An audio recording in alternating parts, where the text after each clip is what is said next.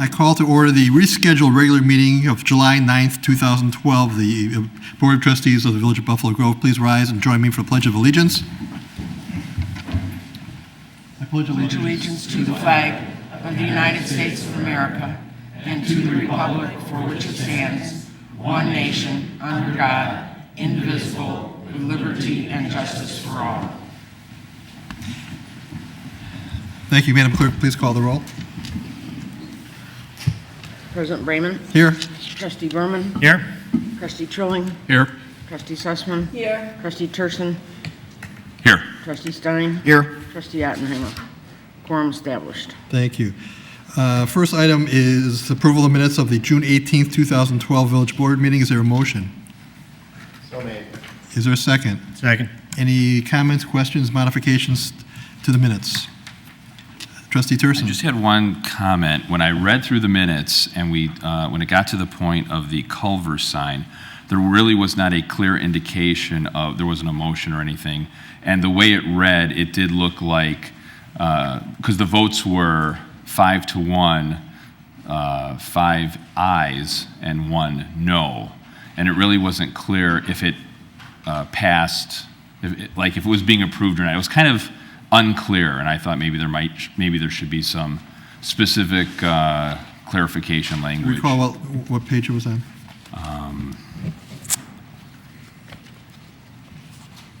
I do not recall offhand, but if you give me 1 second. It was on page... Well, I think it was...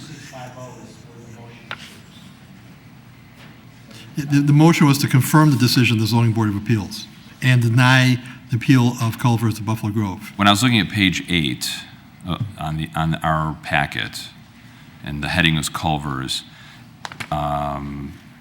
it says Mr. Bragg reviewed the proposed request from Culver's, and then it talked about what we said. There was kind of a synopsis of different things said. Well, okay, on page 12650 on the top, see that? Yeah. It says the fourth paragraph, moved by Berman, second by Trilling, to confirm the decision of the Zoning Board of Appeals and deny the appeal of Culver's of Buffalo Grove. It goes on. And then later on, upon the roll call, ayes 5, nays 1. So it's on that motion to confirm. I see that now. Okay, satisfied? I'm satisfied. Thank you. Thank you. That's what we try to do. I appreciate the discussion and clarification. We just want to satisfy you. Thank you. There any other questions or comments? There's just one under Culver's. It says, Trustee Stein, you all have updated versions, but where it says, Trustee Stein received a campaign contribution from Culver's. The original minute said 2009. It actually is 2011, and that's been changed on the original and on all of your copies, but that's the only change. Very good. So as amended, please call the roll. Berman. Aye. Trilling. Aye. Sussman. Aye. Turson. Aye. Stein. Aye. Motion carried. Thank you. Next item is the presentation reading for number 1192. Mr. Anderson? Corporate fund, $489,541.12.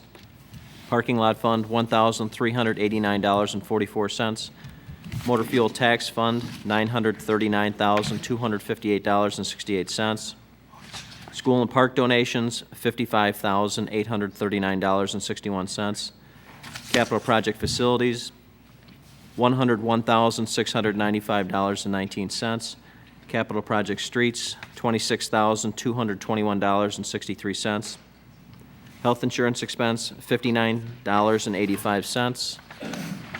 Retiree health savings, $43,268.38. Water fund, $734. Buffalo Grove Golf Fund, $39,476.51. Arboretum Golf Fund, $66,607.92. Payroll period ending June 17, 2012, $913,014.55. Payroll period ending July 1, 2012, $944,873.08. Total warrant 1192, $4,225,979.96.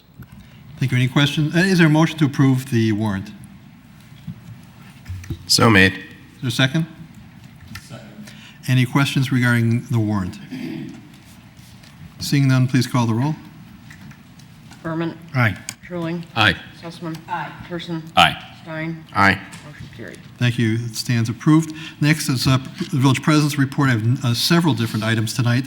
The first is a proclamation for Elder Abuse Awareness Month, July 2012. Whereas the month of July has been designated in Illinois as Elder Abuse Awareness Month, and whereas elder abuse is a national problem that affects many older adults, 60 and older, who live at home and who are at risk of abuse, neglect, and financial exploitation by family members and others close to them. In 2010, 10,308 reports of elder abuse were received by the Illinois Department of Aging. And whereas a uniform approach for appropriate responses to crimes against elderly persons is essential, a multi-agency approach in reporting, investigating, educating, and prosecuting these crimes is imperative. And whereas through the cooperative efforts of the State's Attorney's Office, Elder Abuse Committee, Catholic Charities, and the 19th Judicial Coordinating Council, local community banks and senior programs, and local law enforcement programs, Buffalo Grove strives to be in the forefront of the effort to end and educate on elder abuse and neglect. Now, therefore, be it resolved by this Village Board of Buffalo Grove, Illinois, that it recognizes and actively supports July 2012 as Elder Abuse Awareness Month and recognizes the accomplishments of all those involved in the efforts to eliminate elder abuse and neglect, and urges all citizens to work together towards the elimination of elder abuse and neglect by creating greater awareness of the prevalence and severity of elder abuse in hopes of eradicating it from society so that our senior population can be safe and live without fear in their homes and personal lives, proclaimed this 9th day of July 2012. Next, we have a little bit of changes and modifications in some of our proceedings. I'd like to just point that out this evening. Persons attending the meeting this evening will be requested to refrain from disruptive behavior. We do not have more than one speaker at the podium at any time unless authorized by the chair. Please do not approach the dais without prior authorization, and please refrain from conversing with staff during the meeting. During the questions from the audience portion of the agenda, the chair will recognize those wishing to speak. All matters presented to the board are subject to the village-adopted procedures of the corporate authorities, Section 2.02 of the Municipal Code, a copy of which is located in the back table in this room. Next, there will be a little bit of a modification to our meeting schedule over the next couple of months. Right now, it's a temporary change in our routine and our meeting schedule. Typically, we hold regular meetings 2 times per month on the first and the third Mondays. Staff has found it necessary to set several committee of the whole meetings, which we're thrilled about, for July and August. As a result of those additional meetings and people trying to have some vacation time and enjoy their summer, we will be limiting our regular meetings. Our schedule will be as follows. Obviously, we have a meeting tonight. July 20th, there will be no regular meeting on July 16th. There will be a committee of the whole meeting on July 23rd, a regular meeting on August 6th. There will be no meeting on August 13th, and there will be a committee of the whole meeting on August 20th. The second regular scheduled meeting of the month will be replaced by the aforementioned committee of the whole meeting.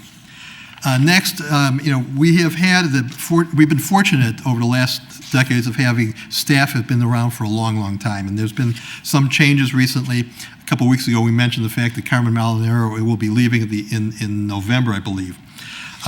We've had the benefit of their expertise and their service for a long time. And I'd like to recognize someone actually who's already gone. He's not here today, and I think he did that on purpose, and that's Dick Kinkler, our village engineer for over 30 years. 34 years. Dick is largely responsible for our successful street maintenance program and the engineering of many of our successful developments. Besides his professionalism and quality of his work, Dick will be remembered as a man of a few words. Anybody who knows him will understand that. It was always humorous and to hear him respond to a complicated and convoluted question from a member of the board. He'd sit for a while, think about it, and just answer yes or no.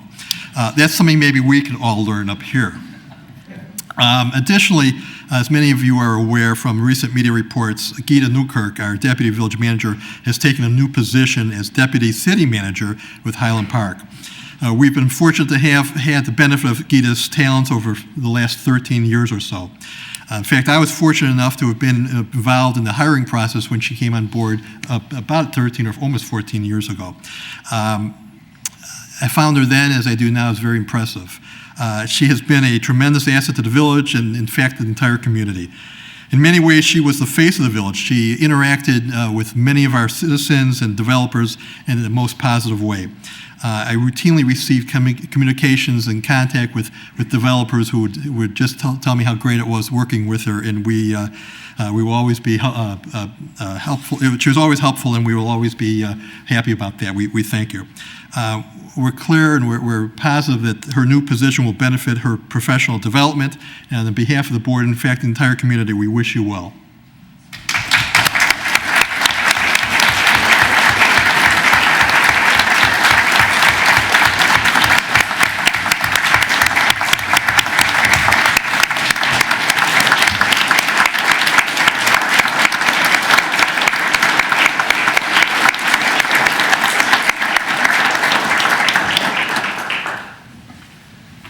Thank you so much, President Brayman. Just briefly, I'd like to just take an opportunity. I have received just an incredible opportunity to work for this community for the last 13 years. I cannot say enough good things about the dedication of the village board, who truly goes above and beyond with really the best interest of the community in mind. I've had the opportunity and been so blessed to work with a dedicated and hardworking staff who I learn from every single day, and we just work so well together as a team. And the community is by far just exceptional in the number of volunteers we have, and just everyone working so well to just really improve the quality of life of the community. So I thank you so much. It's really been my honor to work in this great community, and I thank all of you. Thank you.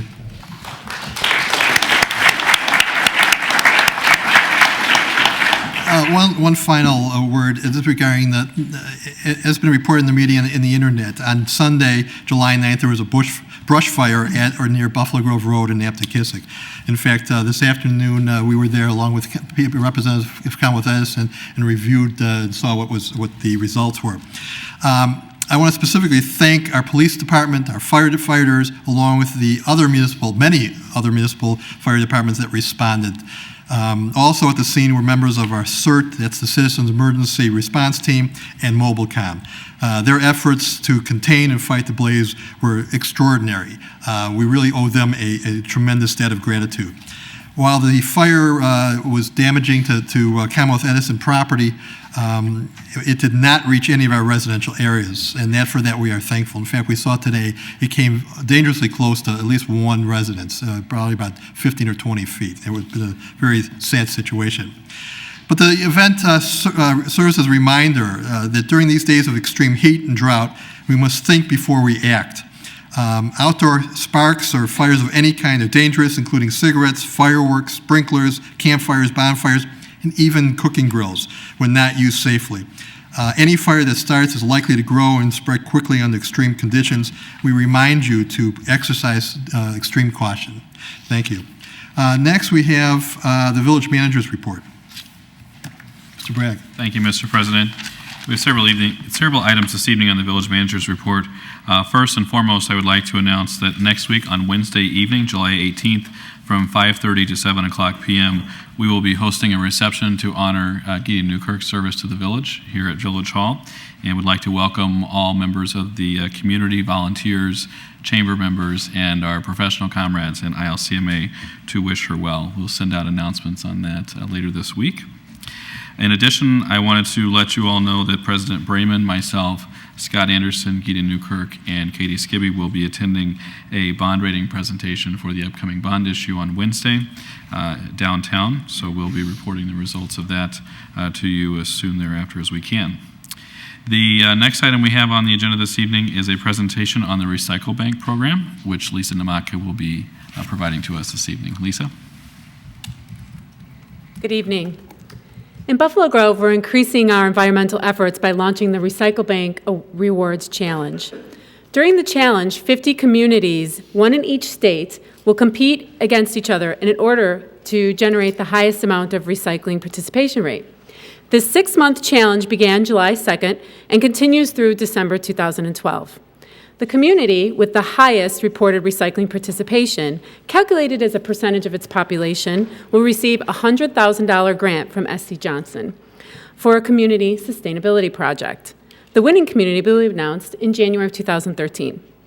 A leaderboard will be available for people to see at www.recyclebank.com/green choices. And that's a long URL to remember. So all you have to do is go to VBG, villageofbuffalogrove.org, and I have everything up there for you. You can link right on over. That leaderboard will track progress during the challenge. In addition to the opportunity to win the challenge as a community, with Recycle Bank, individual Buffalo Grove residents can earn rewards for taking everyday green actions such as recycling. The way you can earn rewards and earn points is every time you report your recycling efforts at the recyclebank.com/green choices, which is available at vbg.org. And all you need to do is log in and register. In the past few weeks, Buffalo Grove residents should have received communications from Recycle Bank. It looks something like this. Inside this envelope is a key code that's registered to each home. If you did not receive it, it's okay. Or if you got it and pitched it, that's okay too. You can still go to recyclebank.com/green rewards or vbg.org and register without the key code. Once you become a member of the Recycle Bank program, you need to log in once a week to record your recycling and your green actions. Residents can also download an app on your smartphone or your iPhone where you can also weekly log in your Recycle Bank activities. It's similar to a frequent flyer program. You earn points to live a more sustainable lifestyle. Once you earn a certain number of points based on how much recycling you do, you'll be able to turn those points in for rewards, such as discounts and deals from hundreds of reward partners in more than 10 categories: beverage, health and beauty, home, clothing, accessories, and gifts. Over the course of a year, an average family can earn hundreds of points that can be redeemed for special awards, up to maybe $160 per family annually for families in Buffalo Grove. Available rewards include deals on a lot of SC Johnson products, such as Ziploc and Windex, scrubbing bubbles, things like that. Discounts from retailers like Bed Bath & Beyond and Macy's, and restaurants like Olive Garden. Local awards, because there's local businesses that are also participating, are places such as the Eastgate Entertainment Center, Zimmerman True Value Hardware, and Nino's Pizza and Catering. So I encourage everyone to go to vbg.org, log in, and let's help Buffalo Grove win this $100,000 and get recycling. And I can answer any questions about the project. Any questions? Trustee Trilling.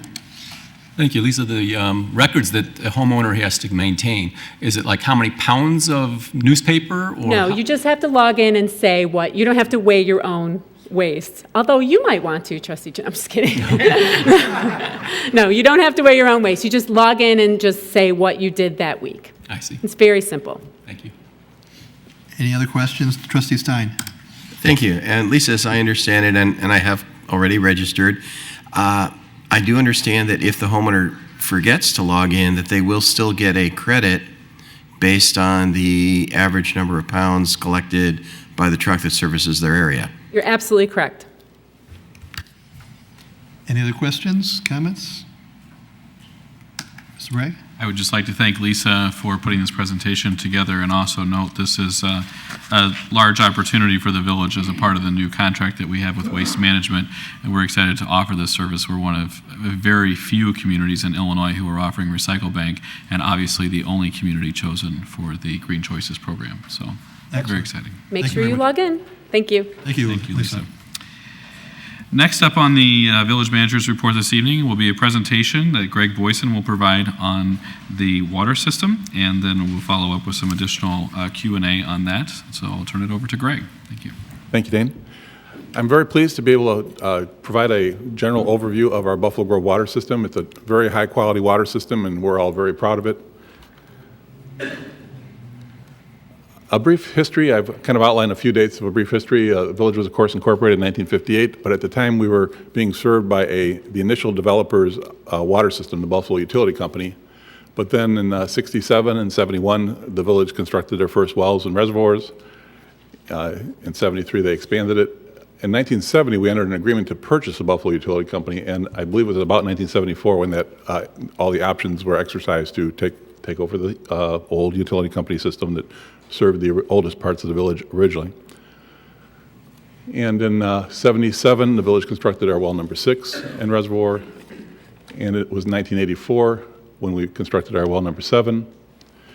It was rather reservoir number 7, which was constructed immediately preceding in anticipation of first receipt of our lake water, which first began flowing to Buffalo Grove from the Northwest Water Commission, which transmitted it from the city of Evanston Waterworks, all in accordance with our agreements on February 25th, 1985. And there was a startup period, and by June 1st of 1986, the village was receiving 100% of our water demands on a regular basis from the Evanston Waterworks via the Northwest Water Commission. In 1988, the village accepted the assets of the Chevy Chase Water and Sewer Company. It involved both sanitary and water, but we were able to abate then a significant pollution problem that was occurring at the time related to the wastewater facilities. And eventually, of course, that area became annexed to the village, and much like the rest of the village, is part of our village water system today. In 1991, the village expanded our Reservoir 7 to a total of 3.5 million gallons. In 1992, reservoir and pump house facilities were built. Renovations and new pump house was built at reservoir number 2. 1993, pump house and reservoir number 6 improvement expanded the pumping capacity and the reservoir volume to 2 million gallons. And now in 2012, we are now constructing a well at pump house and reservoir number 7, which will give us a emergency backup standby well capability at each of our 4 water reservoirs. Just a little bit of background on our water demand. In 2011, we produced about a little over 4 million gallons per day. On average, the maximum day in 2011 was about 7.8 million gallons. Our largest historic annual average day was in 1999 when we had 5.2 million gallons. The largest historic maximum day was on July 20th of 2002, on which day we had 10.7 million gallons. And just for reference, our emergency standby well capacity is currently about 4.3 million gallons per day. With the addition of pump house 6, it'll become 5.7, and that will be adequate to cover at least our historic annual average water demand that we have on record. And of course, I want to emphasize that these wells are just emergency standby wells, and I know sometimes people are curious about where does the water actually come from. And it's a geologic strata that we have to drill, and we're drilling this new well now. We have to drill through hundreds of feet of impermeable clay and rock geologic layers to get to the aquifer referred to by geologists as the Cambrian Ordovician aquifer. And we, in accordance with our standard practice on all of our wells, we seal all of the upper levels with a casing pipe just to ensure that only what's considered to be that highest quality water in the Cambrian Ordovician aquifer enters the wells. This geologic strata serves much of northern Illinois. It has a sort of a upward tilting position. Eventually, it intersects the surface of the earth in the area where it's recharged, generally in the southern Wisconsin area and some northern Illinois areas. So it actually is recharged many miles away from Buffalo Grove, goes through many miles of filtration, essentially through the sandstones of the aquifer before it arrives in the Buffalo Grove area and other communities in our area. Of course, the primary source of our water is Lake Michigan, and we receive it through the Evanston Waterworks. It's transmitted to us through the Northwest Water Commission, and as I mentioned, they began service to us in 1985 with 100% delivery beginning in 1986. The Water Commission serves 4 municipalities today, and it is governed by a water commission, which is represented by each of the 4 members. And of course, Dana, village manager, is our representative, and each community has appointed a commissioner, in addition to County of Cook under the rules has a commissioner also. The 4 Lake Michigan receiving points are our 4 reservoirs, which we refer to as reservoirs 1, 2, 6, and 7. And I just have a brief photo of each of these sites. On South Arlingtonites Road is our pump house number 1. North Arlingtonites Road is our pump house and reservoirs number 2. On Horatio Boulevard, we have our pump house and reservoir number 6. And our reservoir number 7 is off of LaSalle Lane near Buffalo Grove Road, where we're today, of course, adding that 4th well to complete our emergency standby backup well system. We have, of course, after we receive the water in our reservoirs, then we pump the water from the reservoirs to the distribution system that's interconnected throughout the village of Buffalo Grove. One of the reliability aspects of our system is that if one of our reservoirs or one of our pump houses was out of service, the other 3 would continue to pump and provide service to all the rest of the village. Actually, on most days, almost any one of the larger pump houses could probably meet the needs of the entire village, but they're all designed to meet some relatively infrequent but extreme fire demand and peak maximum day demands also. And we are, of course, then we go from or just talking about our distribution pumps, we actually have a total of 21 different distribution pumps at these 4 facilities. Again, this provides additional backup in case any one pump is broken on a particular day for any reason or out of service. We have a good number of additional pumps to back it up. Our total reservoir capacity is 7.5 million gallons. And from our distribution pumps, it pumps into our water main system. And I borrowed this from Scott Anderson's recent water rate evaluation, but it just shows the years of construction. 1929, of course, the village didn't exist in 1929, but the Chevy Chase, Chevy Chase utility company and the service area of that had their mains built in that period, so they became the oldest in our system today. And of course, during the boom times of the village growth, we see a significant amount of water being constructed during those times. And this is just a graph that kind of shows the growth of our system in feet of or miles of water main. Today we have about a little over 180 miles of water main throughout the village.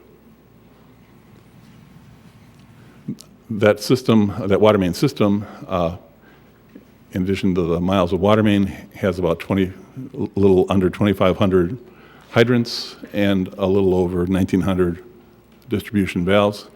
We have all sorts of categorizations. I know the board got a copy of this, so if you want to see how many 6-inch valves we constructed in 1974, you can pick that off the table at your leisure. We're reviewed by a number of agencies, or entities. The primary reviews that we receive reviews from are the Illinois Environmental Protection Agency, the Illinois Insurance Service Office, the Insurance Service Office, and also independent consulting engineering reviews. The Illinois Environmental Protection Agency performs on-site inspections and reviews of our facilities every I think it's 4 to 5 years. And also they receive all of the sampling of our water system, which is various monthly bacteriological type samples at approximately 50 locations throughout the village. And in addition to bacteriological sampling at each of our raw water sites of our backup wells, and also some multi-year frequency chemical and biochemical types of analyses. We, the village, our staff takes the samples and they're all then tested at IEPA certified laboratories.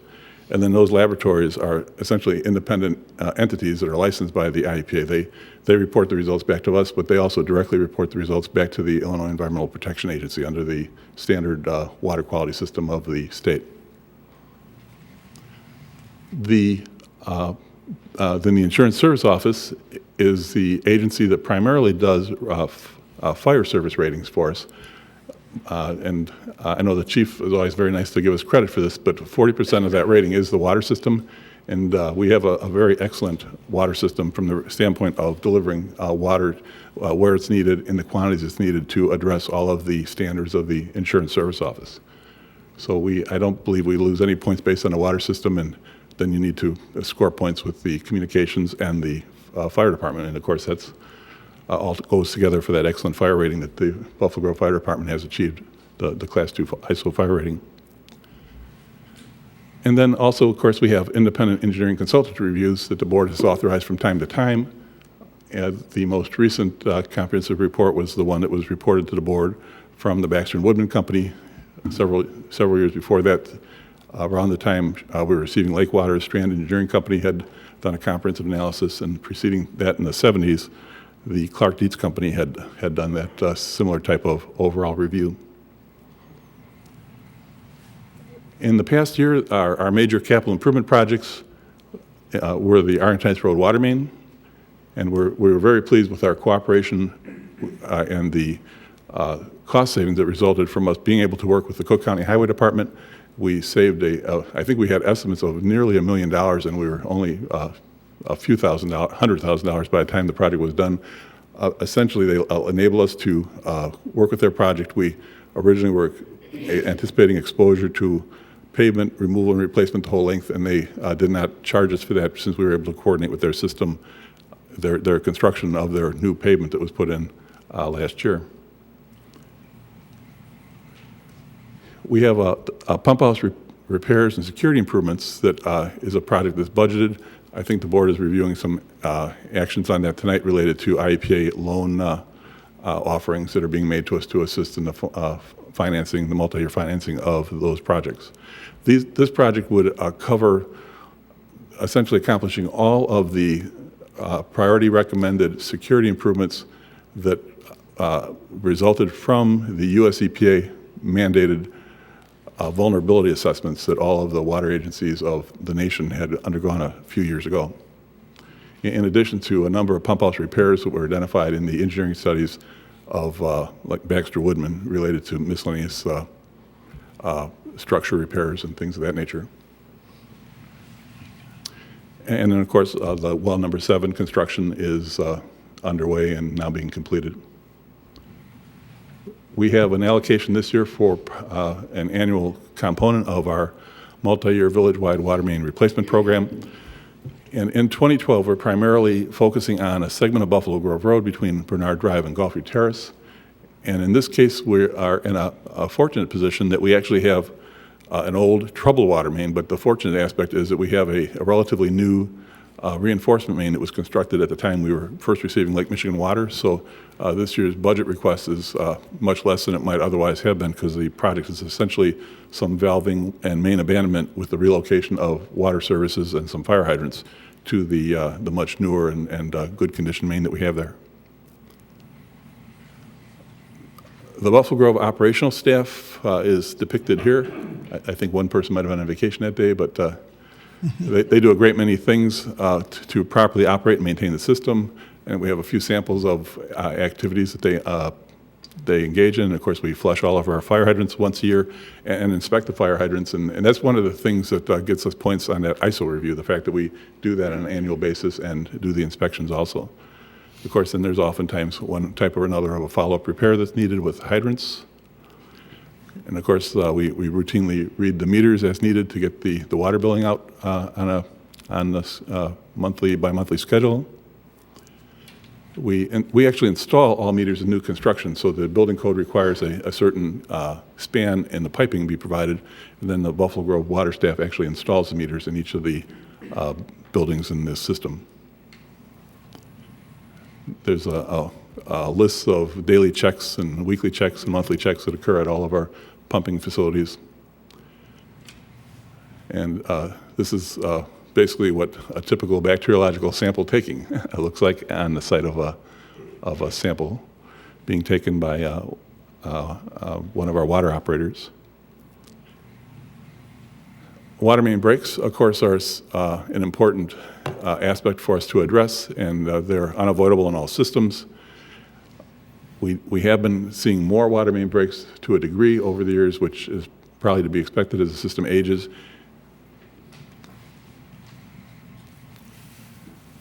Something that's come up in the last several years is the IEPA has a requirement, and they require us to issue boil orders. So if we lose pressure due to anything, particularly like a water main break, then we put these orangish tags on, usually on the garage door, at someplace on the aluminum or someplace that won't damage the paint, and on the doorknob. And then we do the repair, take additional required water samples. Once we get those results back from the lab, usually about a day later, then we go around and replace the tags with these greenish yellow tags that are just a confirmation that everything is okay. Here's a graph between 1981 and the last full calendar year, 2011, of the number of service interruptions, or essentially water main breaks, that have occurred in the village. And I just wanted to make the board aware that we keep careful track of each of these water main breaks, where they occur, and to the extent we can determine why they occur, any observations that are made when we excavate to do the repairs of the water mains. And we have tables that tell us the dates and times and temperatures and observations, if there's scaling or what type of crack or pitting or evidence of corrosion or anything of that nature. And we've been keeping these records basically for the last 30-some years. So we have just a couple samples of every time there's 2 or more breaks, we make a project out, or an effort each year, to look at those locations that have had 2 interruptions in a single year, and then they're color-coded on a map as part of our process. And of course, we've kept these for each of these 5-year periods. And of course, as the earlier graph showed, the number is increasing over the years. It's partly because the system has gotten bigger, and of course partly because the oldest parts of this community are now older. Our water main break analyses are causing us to primarily focus on, of course, Buffalo Grove Road, Bernard to Gulfview, which we mentioned earlier, we have allocations in the current year. And we're also looking at particularly 3 others, Route Boulevard, Gulfview Terrace to Mohawk Trail, including the adjacent court, Cottonwood Road, Cherrywood to St. Mary's Parkway, and Patton Drive, Bradley to Stillwell Drive. And kind of in closing, when we look to the future and challenges that we're facing, of course, adequate water and sewer funding rates are very important. And I know the board has been studying this in great detail in the last several months. Staffing required for the maturing operation and maintenance of the system is challenging at the current time. We look at different things, and one of the tasks that takes staff historically has been hydrant painting. We've utilized over the past year or two the municipal partnering joint contracting system, and we're very pleased that we have a very high quality and very cost competitive hydrant painting program that we've engaged in with our neighboring communities. Valve exercising is a challenge, again, one of these staffing requirements. We've been experimenting a little bit this year with contracting that service. It does appear that can be done very competitively relative to our in-house costs, so we're going to continue evaluating that. That does look promising at this point as a good way to move into the future. We've talked to the municipal partnering groups, and I think they might be looking into that also. Then, of course, new regulatory requirements come up. Some are more significant financially. We have some additional testing that will be required next year, and we've gotten a notice that there's a battery of tests, so it'll be several $1,000s, but it'll just be included in the 2013 budget to ensure that we meet all those new requirements. And then, of course, upcoming CIP needs, various pump house and reservoir security provisions and repairs, but we're moving ahead, of course, with the project we discussed earlier to address those types of things. We've completed this past year a SCADA system master plan, and there's a series of projects that are recommended in that, so we're anticipating blending that into the CIP and budgeting requests in the upcoming years. And of course, more frequent water main replacements are likely to be needed. We haven't had to do too many in the past. We've done some on St. Mary's Parkway and that historically that's really been the main area that has failed, to the extent we're now beginning to see a few others not really fail, but have more frequent interruptions that appear to be warranting consideration of replacing a water main or something similar to it.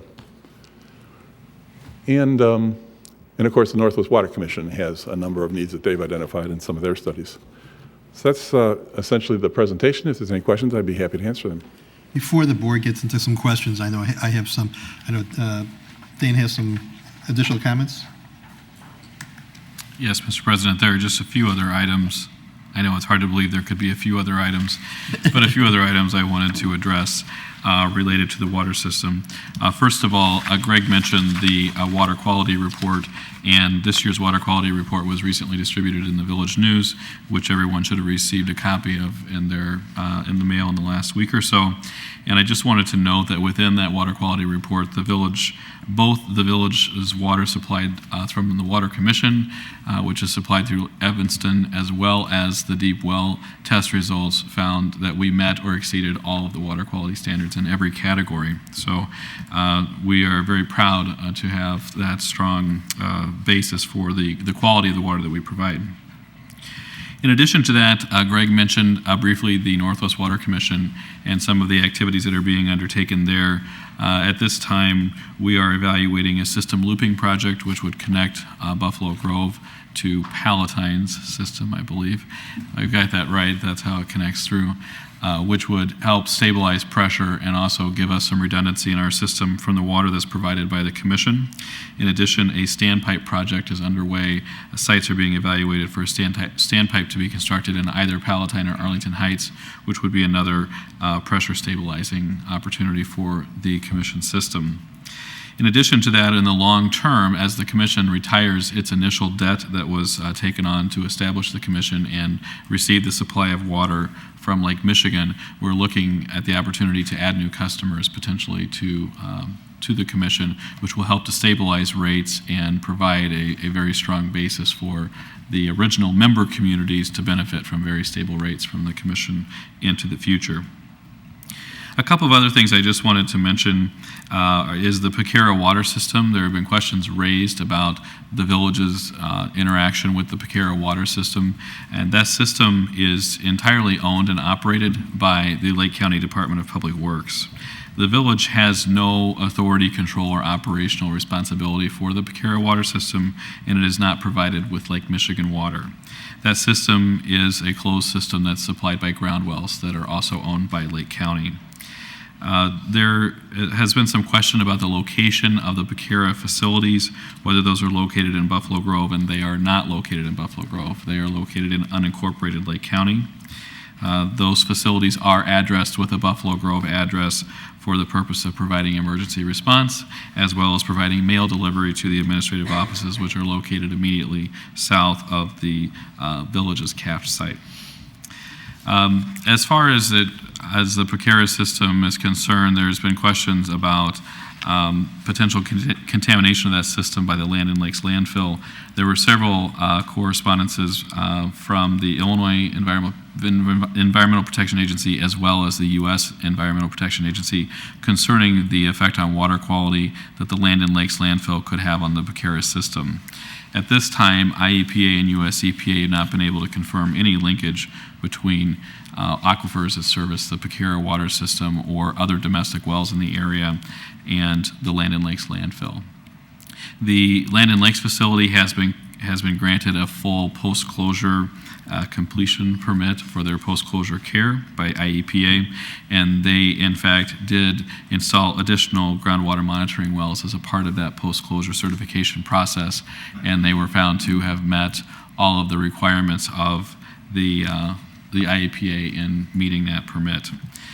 In addition to that, there have been some ongoing questions about leachate from the Land and Lakes property and if it could affect the village's well system. As Greg talked about this evening, the village's deep well system is not connected to any local or shallow aquifers. It is connected only to deep aquifers that are sourced, I believe, in Wisconsin, if I'm not mistaken, and have nothing to do with any of the local groundwater or runoff.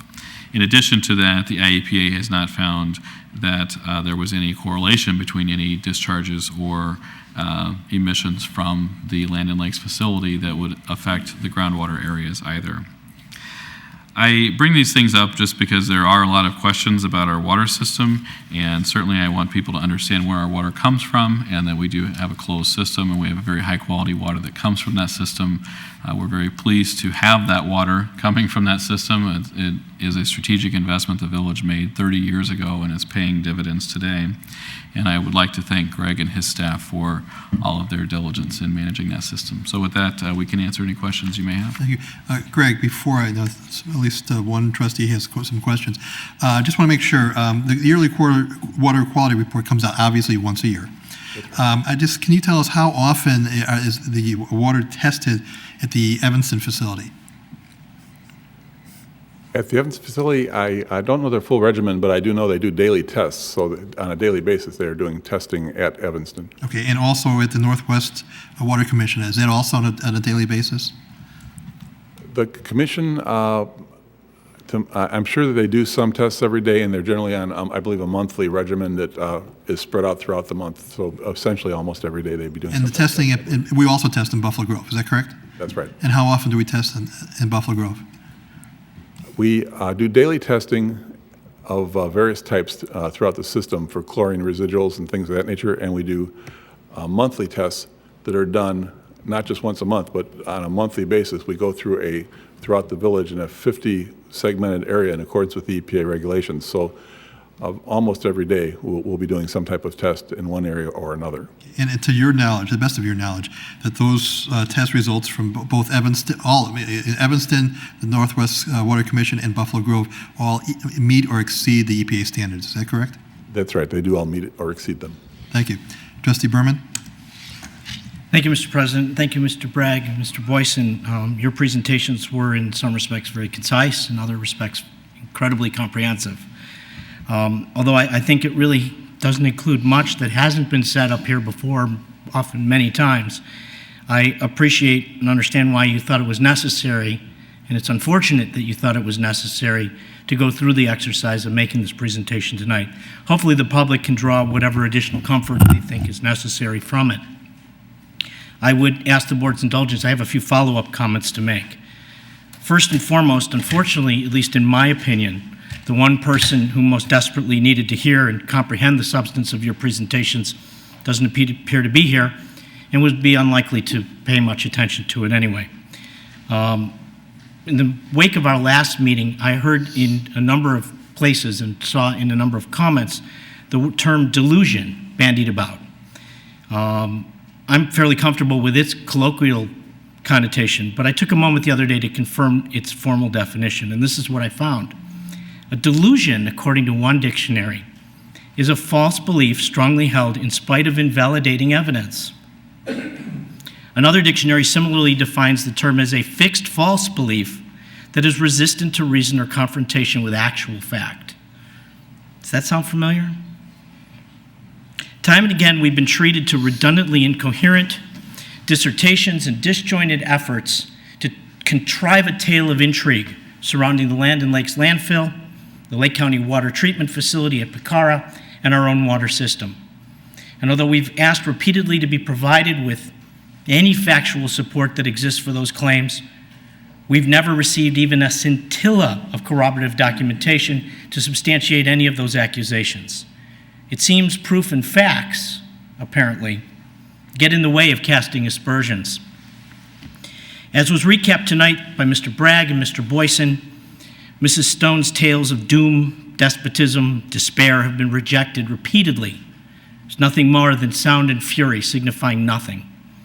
Lake County, the Illinois EPA, the United States EPA have each reviewed her claims and rejected her accusations, finding them lacking in substance and devoid of merit. And yet that hasn't stopped her. And so we spent the good portion of our meeting this evening once again discussing the same issue once again. We as a board and as a community apparently will remain hostage to the inane ramblings of a half-baked crusader vainly in search of a legitimate cause, immersed in a self-created delusional campaign. She may not be here tonight, but she continues to lash out and engage in increasingly caustic and disruptive antics and spewing baseless innuendo, defamations, and unfounded hypotheses. And our staff has to spend the time and effort to refute them. We're spending taxpayer money that could be used for other purposes. And most maddeningly, in that regard, she also seems to want to play the role of hapless victim, portraying herself as a dauntless crusader whose noble cause has been thwarted, not by ineptitude or lack of substance, but by malicious conspiracies of evil contrarians. It's utter nonsense.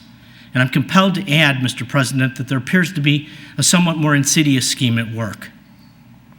Mrs. Stone was kind enough to admit to the Pioneer Press recently what could only be assumed beforehand. She acknowledged that her recent antics, which she likes to cloak as civic advocacy, are little more than attempts to obtain retribution against those whom she blames for her own failures and ultimate removal as a member of this board. And that particularly includes the orchestrated personal attacks on the village president, which we've witnessed at the last few meetings. That's what this is really about. It's what it has been about. And it will not end with just us up here on the dais. And on that point, I must digress for just a moment. I'm reminded of an old adage often attributed to Mark Twain or Oscar Wilde, and I've often tried to follow it as much as possible. And that is, one should not pick a fight with someone who buys ink by the barrel. And what they're referring to is the press. Now today, some of you in the press don't buy ink anymore. So I guess maybe that's enough of a rationalization to disregard that sage advice.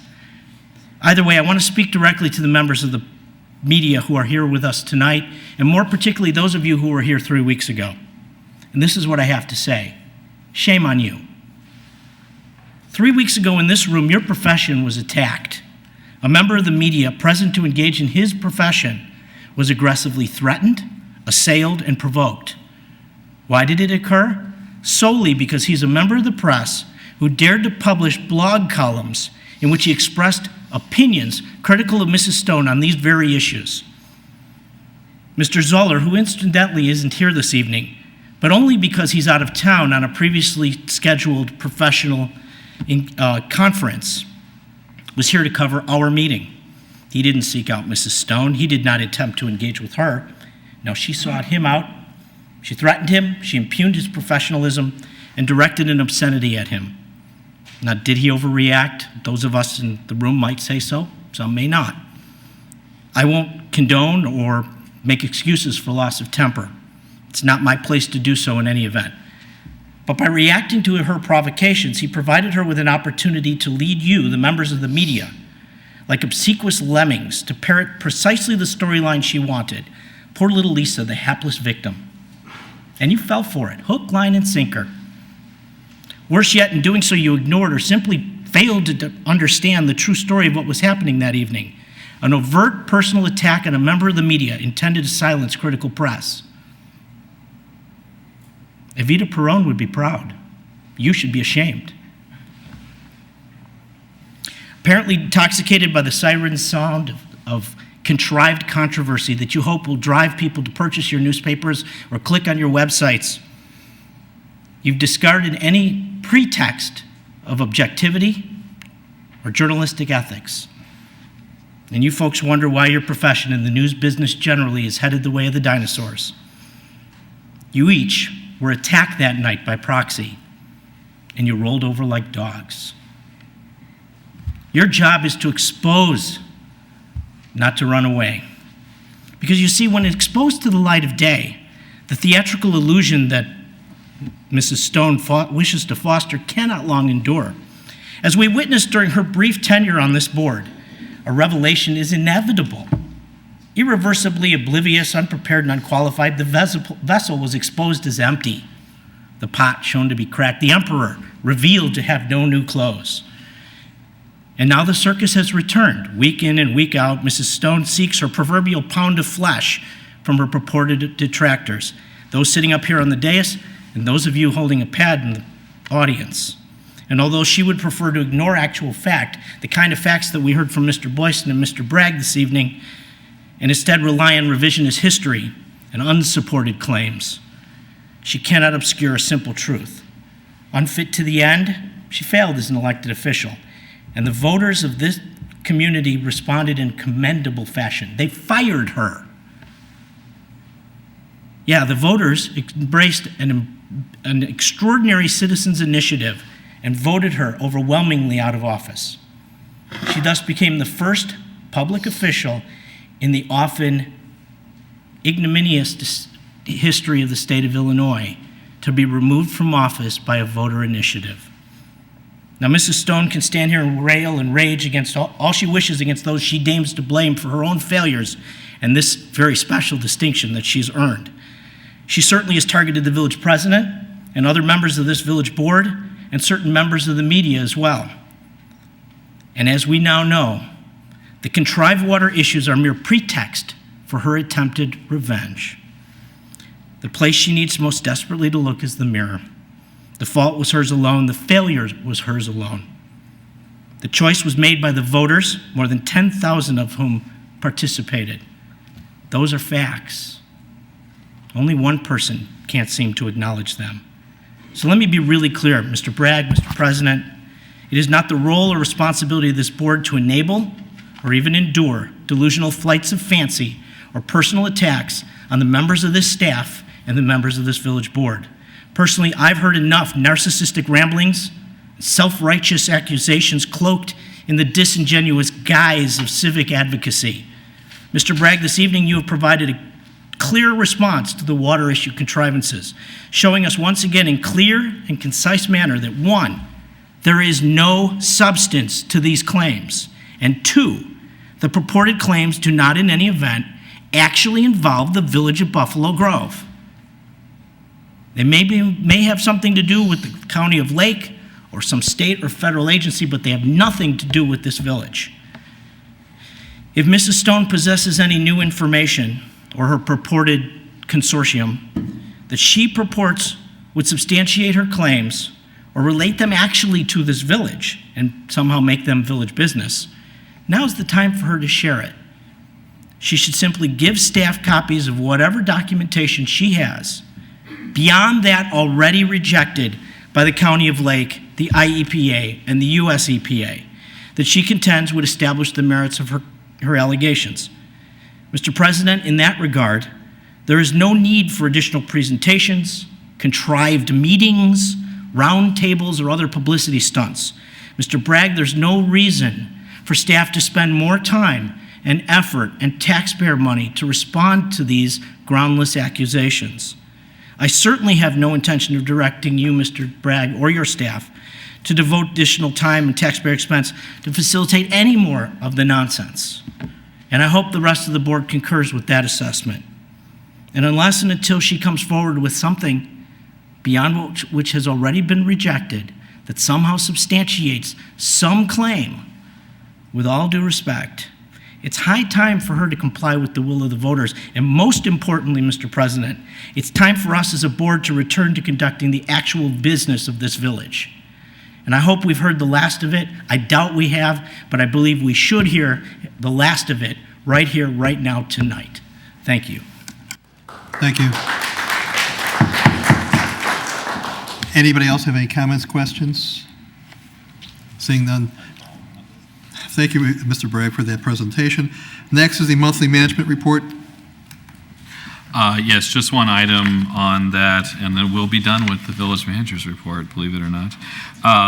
We had an expenditure from the Liquor Awareness Fund that was authorized by the village manager or by the village president and myself to buy 4 portable breath testing machines and 1 testing device for a total of $2,100, which will replace existing and outdated equipment that's used in DUI enforcement in the police department. We just wanted to let you know about that expenditure. Can you explain to the board and the community what the awareness fund is? Well, I think Chief Belinsky could do a better job at that than I can. Chief Belinsky. Can I give you the Dick Kinkler answer? Yes.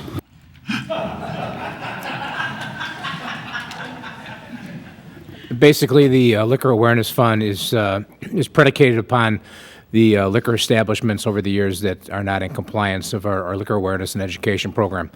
And we have had the pleasure over the many years to use this fund to educate the public for enforcement purposes related to specifically equipment and education materials both in the schools and throughout the community. So we're very appreciative of the fact that we utilize the resources from compliance of our business community, specifically our liquor establishments, to the use of educating and enforcement purposes and DUI efforts. Again, those funds are generated because of fines that are levied or suggested, if you will, for those who have violated the liquor ordinance, primarily serving to minors. Is that correct? Yes. And unfortunately, we have a significant amount of money over the past years for that. Unfortunately, I'd like to see that we don't have any funds, that everybody's in compliance. Unfortunately, that's not the case. Thank you, Chief. And that will complete the village manager's report. Thank Unless you. there are questions for me. Thank you. Any more questions for Dane? Oh, thank you. Next is special business. First is the Golden Bison Award to be presented to Eagle Testing Systems, a company of Teradyne, Inc., located at 2200 Millbrook Drive in Buffalo Grove. And I'm going to ask Gita to present this. This was her idea, the Golden Bison, years ago, and I think it only appropriate in her last meeting with us that she present one now. Gita? Thank you very much, President Brayman. Good evening. On behalf of the village, it's an honor to present the Golden Bison Award, which is part of the village's Business Showcase program, to Eagle Test Systems, which is a Teradyne company. They are located at 2200 Millbrook Drive, of course, in Buffalo Grove. This program was started several years ago as an opportunity for the village to promote and acknowledge businesses which really go above and beyond their day-to-day operations. And Eagle Test Systems is very proudly one of those businesses.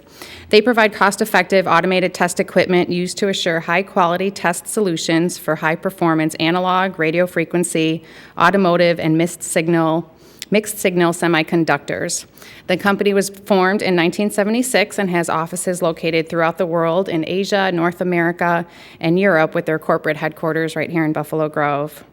Teradyne announced recently that they were selected by Texas Instruments to receive a 2012 Supplier Excellence Award. This award is given annually to honor firms for their dedication, commitment, and high standards for excellence. And most specifically, the recipients are an elite group of suppliers chosen for their exemplary performance in the areas of cost, environmental responsibility, technology, responsiveness, assurance of supply, and quality. So in short, they do their business very, very, very well. Within the last year, the company really goes above and beyond to not only focus on their business mission, but to also give back to the community. I'd like to highlight just a couple of initiatives that they've coordinated in that respect. One is they have worked with Habitat for Humanity, whose mission is to assure that every man, woman, and child have a safe, decent, and affordable place to live.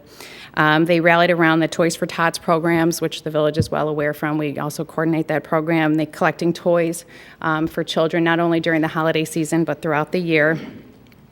They supported the PADS program, whereby employees held a drive to collect items such as clothes and toiletries for homeless individuals and families.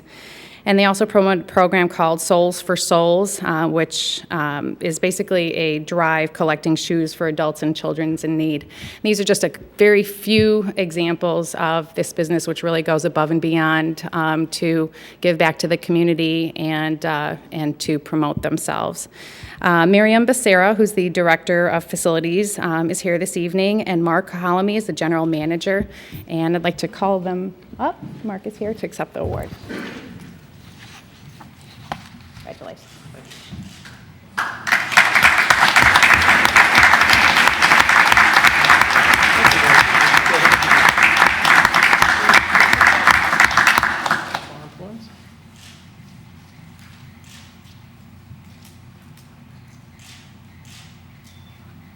Thank you. I'd like to say a few words. I would, yes. I'd like to thank the trustees. We're very honored that you've acknowledged our receipt of the award from Texas Instruments. We're very proud of having received this award, Supplier Excellence Award, from one of the world's largest semiconductor manufacturers. But most importantly, we're gratified that you've recognized the commitment of our employees to organizations such as Habitat for Humanity and for their participation in activities like Toys for Tots. Those activities really bind our employees together and become a strong part of our company culture. So on behalf of Teradyne, thank you very much. We'll display this with pride. Thank you for everything.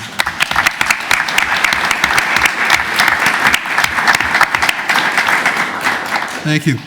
Next, under special business, item B, overview of ComEd public communication methods and infrastructure improvements. If you remember a few months ago, several times over the last year, we've had Commonwealth Edison here to tell us the status of their improvements and communications and things like that. And today we have more members here, Darren Bounty and Art Barsima, who are here with other members as well, who would like to speak to us and tell us what the progress they've made and what the future brings. Art?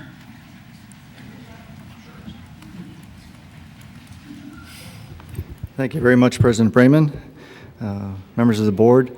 I am Art Barsima, Director of External Affairs for ComEd. It certainly is a pleasure to be here with you tonight. We do have a planned structured presentation, but I thought it'd be appropriate to take just a few moments regarding the comments that the President made earlier regarding the brush fire that occurred near Buffalo Grove and Appomattox. Sorry. We did a lot of work in terms of reconstruction of electrical facilities in that particular area. That right-of-way does contain both transmission and distribution facilities. The transmission would be the tall metal towers that you see in the center of that right-of-way, and along the sides of that right-of-way are wooden pole distribution structures. As the President stated, we did tour those facilities earlier today with President Brayman and Trustee Berman. We appreciate having them out there to see the work that we've took place. The fire did damage distribution facilities along the right-of-way. We did inspect the transmission facilities and found there was no damage to the transmission facilities. ComEd crews were very active in terms of repairing and replacing the wooden structures that are part of the distribution facilities, and I'm pleased to report that we have already replaced 4 wooden pole structures that were damaged by the fire.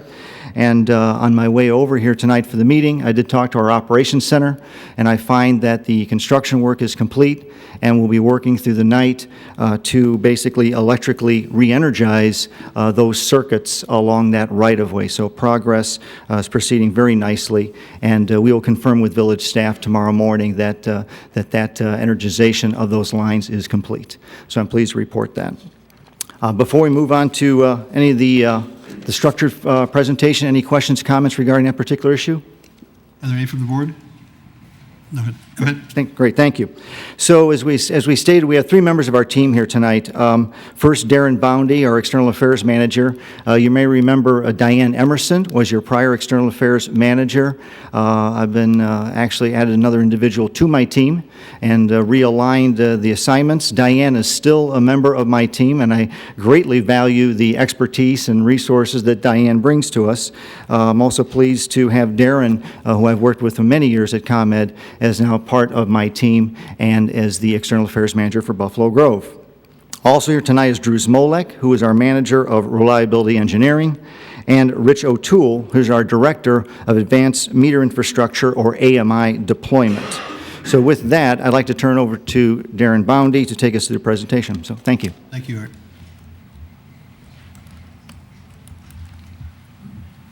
Good evening. As Art stated, my name is Darren Boundy. I will be presenting the outage communication tools. Following me will be Drew Smolek with infrastructure improvements to Buffalo Grove, and then we'll have Rich O'Toole with the advanced metering. The outage communication tools are meant to inform you of some enhancements to improve our customer experience when reaching ComEd.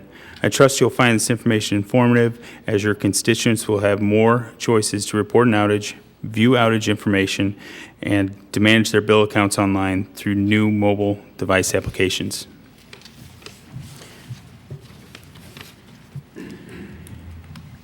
New to ComEd.com this year is our outage map.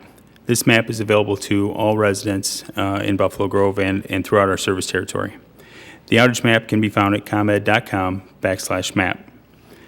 The outage map, when using the outage map, you're able to do a number of things. You're able to view number of outages related to the same ticket. You're able to view outages at street level or the circuit level. You're able to view probable cause of outages. You're able to view the estimated time of restoration and check on the progression of outage restoration.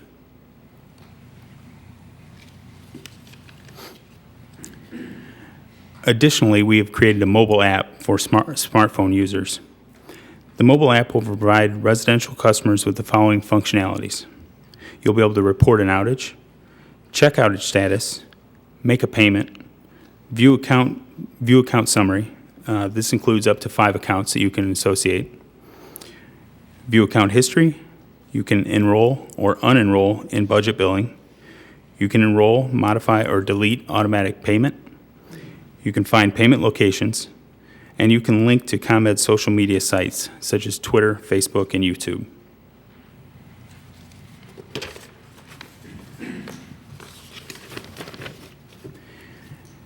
Next, we have the two-way outage alerts.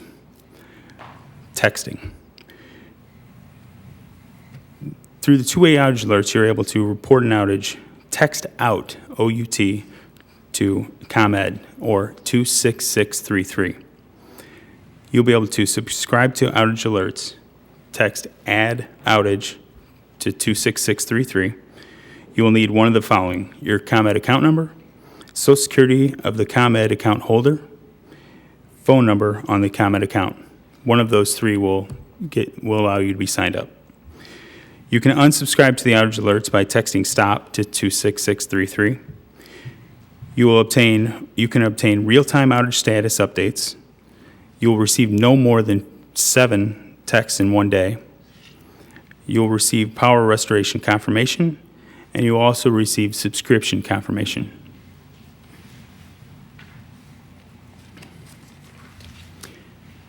Next, I'd like to talk about O-Power, which is Social Energy Application.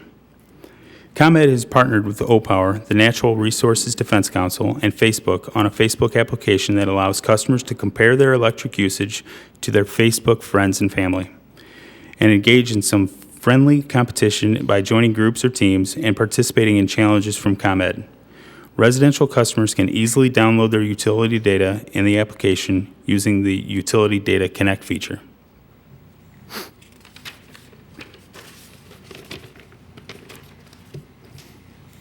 And finally, I'd like to talk about ComEd's Coolest Ever Sweepstakes. As Mother Nature brings summer heat in full force in northern Illinois, ComEd fights back with the Coolest Summer Ever Sweepstakes. Starting Monday, June 25th, 2012, and lasting for 10 weeks, visitors to ComEd's Facebook page have a chance to win once-in-a-lifetime experiences at several cultural and civic institutions. By answering questions about iconic civic and cultural institutions, energy efficiency tips and discounts, incentives, and assistance available to ComEd customers, entrants will be eligible to receive one of 10 cool prizes. Not all prizes are listed. More can be found on the ComEd Facebook page.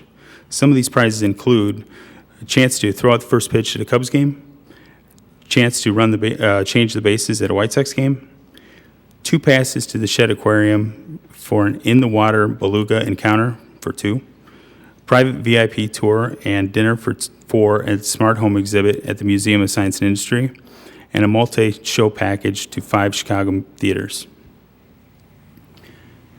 Participants can submit an entry every day for each week's prize by clicking on the Coolest Summer Ever Sweepstakes on the link on ComEd's Facebook page. Before I turn it over to Drew for infrastructure improvements, are there any questions on the outage communication tools? No, but Dana, I'd like you to make sure you put on the website how we can sign up. Our citizens can sign up for that text messaging, if you could. Sure, we'd be glad to. Thank you, Trustee Berman. Thank you. First of all, you'd be pleased to know I have not prepared any comments for ComEd this evening. I do appreciate the time that you spent with us this afternoon. It was very informative. We did take the walk through the area that had been damaged yesterday, and ComEd was very forthright in discussing both the work that's been done there and the challenges that face us in terms of parts of your presentation and some of the presentation to come. The thing that jumped out at me, and it really relates to yesterday's outage as well as our history here, in your section on two-way outage alerts, You went through a number of items, but what's missing from that list is responsive information when customers call during the course of an outage and want to know what's happening and when is it going to get fixed. And we talked about a particular incident earlier today, and I'm not trying to pull something out that you haven't heard about already, but when a customer called yesterday during the course of the fire and you already knew that there was a brush fire, that the lines had been damaged, that you'd had people dispatched to do the repairs, and yet the person who called, who was suffering a power outage, was told, we don't know anything and we can't tell you anything. And that's really unacceptable.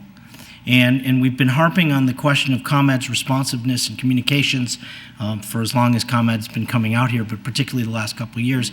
And I think ComEd's come a long way in trying to work with us and improve its communications. But at the end of the day, when a customer calls up and says, my power is out and I'd like to know what's going on so I can make rational decisions on how to protect my family and how to protect my family's assets, because after all, ComEd won't pay for those assets when they're destroyed during the course of an outage. You've got to do a better job in providing information and being responsive, or at least saying to the customer, and we talked about this afternoon, we don't yet know the extent of the damage. We don't yet know how long it will take, but give us a phone number or an email and we'll get back to you. But to put the onus on the customer to keep calling just adds to the frustration of a situation in which they have no control and no knowledge. And I'm encouraging you in the strongest terms possible to try to adjust the protocols in your customer service center so that they have a better understanding of what's happening in the field, or at least we'll let customers know that you'll tell them when you know. Understood. Yeah, in some of the discussions we had, it's apparent that ComEd has made great strides in communicating to the public. You've done a lot of things, or trying to do a lot of things to give us more information, but the information that you're giving us is problematic. And I think what showed and what we talked about in the field was your internal communication between those who are in the field and the customer service representatives. That's where maybe the missing link is, because those in the field aren't communicating quickly enough with those representatives who will then forward it to us. So I think you've got to work on that a little bit more, as Trustee Berman has reflected as well. So we thank you for that. Anybody else on this issue has any comment? No? Want to move on? Thank you. Hello, my name is Drew Zamolik. I'm the reliability manager for the region. I'm going to go over some of the stuff that was presented last year after the summer storms. We found some pocket reliability areas, identified some work that we're going to do. I'm going to kind of run through that real quick. All right, first one here, these are the same slides we brought back before, but now I'm happy to announce I'll be able to put complete on a lot of the different line items here. So the woodlands of Fiore, a lot of the outages in this one were caused by lightning interruptions, so we've installed additional lightning protection, did some enhanced tree trimming, and we've also put some distribution automation on the line. I don't know if you remember talking about this one before, but a quick rundown of our distribution automation. That's some of the parts of our smart grid. So it's a switch in the middle of the circuit that can help isolate groups of customers. So in a normal circuit, let's say there's 1,000 customers. If there's an outage on the main line, all 1,000 are going to be out. The distribution automation helps break that into chunks, so it would be more like 500 customers out, so saving 500 customers from an outage. And that's already been installed. Next one, Rolling Hills, a different circuit here. Again, lightning protection was installed. We did some targeted tree trimming. And then an additional item as part of our Energy Infrastructure Modernization Act, there's some additional distribution automation that was installed on this circuit. And that was stuff that was not on the slide prior. That's why it's in red on this one. Then we've got Old Oak and White Pine area. We replaced a lot of underground cable. We also reconducted some of the overhead wires that run along there as well. And as part of the EMA work, we put additional lightning protection on there as well. And that's all been completed. These two circuits on Bush Parkway, replaced underground cable. That's all been done. This is additional EMA work. So again, this is after the Energy Infrastructure Modernization Act. We have identified work that we're rolling out on our, this is the storm hardening piece. the first 5 years of the plan. So this is the work that was installed already this year as part of that program. So we've got some distribution automation on a circuit there. Next one down the line is underground cable replacement, 1,600 feet. We have some mainline cable replacement, 1,000 feet. Some additional sectionalizing, some more underground cable replacement. There's two things at the very bottom there, underground cable injection. I don't know if that was talked about last time, but as we go through our reviewing the underground cable performance, one of the options that we have is injecting the cable with a silicone type solution that injects through the strands of the cable, and it re-insulates the cable so it prevents it from faulting in the future. So we've already identified sections of cable that we want to inject. Actually, it was supposed to, I think it was scheduled to be done right about now, but with the storm we had last week, it's going to be done in the third quarter, so that's coming up quick. Another one that came kind of after the pocket work was we had an outage in February on this circuit. This is, let me see where, Highland Grove and Fox Hill area. We had a couple lengthy outages due to multiple problems on the line that was out there. So we had a couple transformers that failed. We had a transformer that failed while we're switching to restore from another direction. We had another transformer that failed. So we kind of went through the whole area and inspected. There was 21 transformers in the line, so we inspected all of them. We found that the majority of them had already been replaced just recently, so some of the outages, and in previous years, there were 3 still that we wanted to replace. Those are in the schedule to get done in the fourth quarter. A couple sections of cable that we also want to replace, and that's getting done in the fourth quarter as well. That just kind of talks about some of the past transformers that we replaced. That is it for my presentation. Any questions? Trustee Stein? Thank you. We recently found out that pretty much an entire subdivision in Buffalo Grove was not listed by Commonwealth Edison as being in Buffalo Grove, the Columbian Gardens subdivision. I would really like it if you would talk with our village manager's office and put that on your list to give a once-over to. Absolutely. Thank you. And as you indicated to us this afternoon and again today, that although we haven't gotten and will not get the smart meters for a number of years, that they're part of that system is already in place in Buffalo Grove and is helping reduce the number of outages. Is that correct? Right. And we've been putting in that distribution automation for a number of years already, and we kind of ramped it up even in the last year. Very good. Thank you. And the next presenter.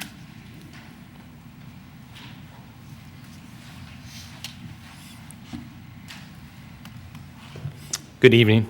I'm Rich O'Toole, and I'm responsible for ComEd's deployment of what we call AMI, and I think you heard it. That acronym stands for Advanced Metering Infrastructure. I don't have all the answers, and some of the answers might be incomplete, but I hope to do as much as I can to satisfy your inquiries we have planned for with AMI. I did not produce slides. I was encouraged to not do slides, but I do have some introductory talking points that hopefully will give you a little bit of background and context for your questions that I hear you have for me. So what I want to cover is 3 main topics: the overview of the project, the benefits of the program, and the geographic deployment approach to the program. I'm prepared to talk about anything else, but I teed up my talking points because I think those areas might be the ones you're most interested in. So in simplest terms, we're going to replace every single meter on our system. There's roughly 4 million meters in our system. The meters are two-way communicating devices. They're almost like mini computers because they have memory, they have processing, they have firmware. They'll go on residential homes. They'll also go on businesses of all sizes. So it basically covers our whole system. It is planned to be a 10-year program. And it is a big piece of our smart grid program, of which you guys were just talking about distribution automation with Drew, which is another piece of smart grid. There's 3 main benefit categories to smart metering. It significantly reduces our operating costs. It improves the services that we offer to the customers. For example, something as simple as generating a bill based on an actual meter read instead of an estimated read. And then thirdly is providing better usage information and the opportunity for customers to participate in alternative pricing programs. So those are the 3 broad categories of benefits. There was an extensive pilot done in the I-290 corridor in 2009 and 2010. And when we did that, that was the basis for generating the economic analysis of costs and benefits. And it provided a lot more confidence to be able to tell our customers wherever they live that we believe there's an attractive operational business case to doing this. And a third-party evaluator showed that there's like 3 times the benefits over the cost to this system. So we're pretty excited about the economic returns to the project. And it's also important to note that even if a customer doesn't have a meter, all the savings and all the costs flow back through to all customers every year. So if we save meter reading costs in the town of Maywood in year 1, it flows back every year through our rates right back to all our customers, whether they have a meter or not. That's the context of how the formula rate works that was part of the legislation. And then finally, we have skin in the game as a company. The legislators down in Springfield made sure that if we didn't deliver on the savings, we'd suffer penalties, financial penalties. So that's important to note, too, that ComEd has to stand by what we believe in this business case. Now, geographic deployment. Additional background, we have 19 operating centers. 4 million meters, 19 operating centers. They're geographic sections of our territory.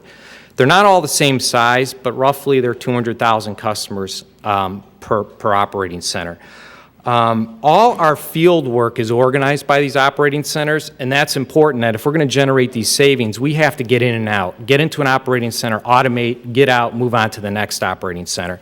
That's key to maximizing minimizing the costs and maximizing the savings that we'll generate. But we had, so if you did that in isolation, the old ComEd way of doing things, we would just do it. We'd rank the 19 operating centers and boom, boom, boom, boom, boom, do it in that order. But what was really interesting is back in 2008, the ICC, Illinois Commerce Commission, told us we better work with external stakeholders and come up with an approach that made sense to various stakeholders. And what we took away from that workshop process is they wanted us to also factor in where customers are that might participate in these alternative rate programs and utilize these smart meters. So we also looked at all our 19 operating centers from that perspective. So you had operating cost savings, participation in programs. And what you found out is operating centers either were more on this or more here, but you didn't find a sweet spot where an operating center was both. So when we factored that in, we recommended going into 2 geographic areas simultaneously. And we proposed in the plan in April that went to the ICC for operational savings, have us go into Chicago and down into the south suburbs for marketing programs, go west into the western suburbs and up. And that's ultimately the plan that was approved by the ICC. And I know I went pretty quick through that, but I'm sure you want to ask questions versus hearing me keep talking about the program. So I'll stop there. Thank you. It seems to me, though, you said that we're all going to get a benefit from the smart meters, even if it's on a limited basis, because it's going to start in a small area. But isn't it logical to think that if you expedite the installation, there'll be a greater benefit to everybody in a faster situation, faster return, more of a return? That's a real good question. The business case that Black & Veatch third party did last year showed an improvement in the business case under a 5-year deployment. There was, to your point, that these are a sweeter spot to be versus 10 years. For this, with the legislation activity down in Springfield ended up approving a 10-year program because the one concern that legislators had is that if we spent money too fast, that the rates temporarily would go up too high before savings were generated. So we look to balance the capital investment by spreading it out. Most of the reliability programs are all getting the first 5 years, and the smart meter is kind of spread out over 10 because of the concern of rates possibly going up too fast in a short period of time before savings kicked in. Well, or it could have been less dividends to shareholders, but that's besides the point. We do have, I noticed in the back of the room, our State Representative Carol Senti, who I hopefully will speak to this issue as well. I also think, maybe you could expedite the installation by doubling your efforts, and not only does it benefit us, we're going to get what we need faster instead of paying for it 10 years and getting it, but it also create jobs, and which is much necessary, much needed in the state of Illinois. So that's something That's to some think good about. points. Yes. Trustee Berman. Thank you. You kind of glossed over a couple items, so maybe we can clarify them. The plan that was submitted to the ICC in April and approved in docket 12-0298 calls for a 10-year deployment plan, right? That's correct. And when will the AMI reach Buffalo Grove and the other communities in the Libertyville Center? Yeah, for those who don't know, Libertyville is one of our 19 operating centers. We call it Libertyville, and Buffalo Grove is a town within that operating center. That operating center is planned to be in year 9. So 9 years from now. That's correct. Will that be completed in? And that assumes that the plan goes forward as approved, right? That's correct, yes. But actually, ComEd is contesting the plan at this point, isn't it? We've asked for a rehearing because of a formula rate order that came out unfavorable that reduced the revenue. In other words, in a different rate case, ComEd got less money than it asked for, so now it's claiming that it can't even live up to the 10-year plan that it proposed and was approved by the ICC. Yeah, just for clarification, both are, it still remains a 10-year plan. What would happen is we would slow the rollout, but we still would be here in year 9. Same. Yeah, but you want to start increasing the cost now, right? We're going to pay higher rates now. The cost would be tied to the investment profile. So if we delay the investment profile, the rates don't go up as quickly. The rate case that was approved, although for less than you asked for, was to fund the infrastructure for the AMI and other smart grid improvements, right? Yeah. And that goes into effect now. Right. But what happens is, as we spend the money first, we don't get the money without spending it. So if you're not spending it, the rates don't go up.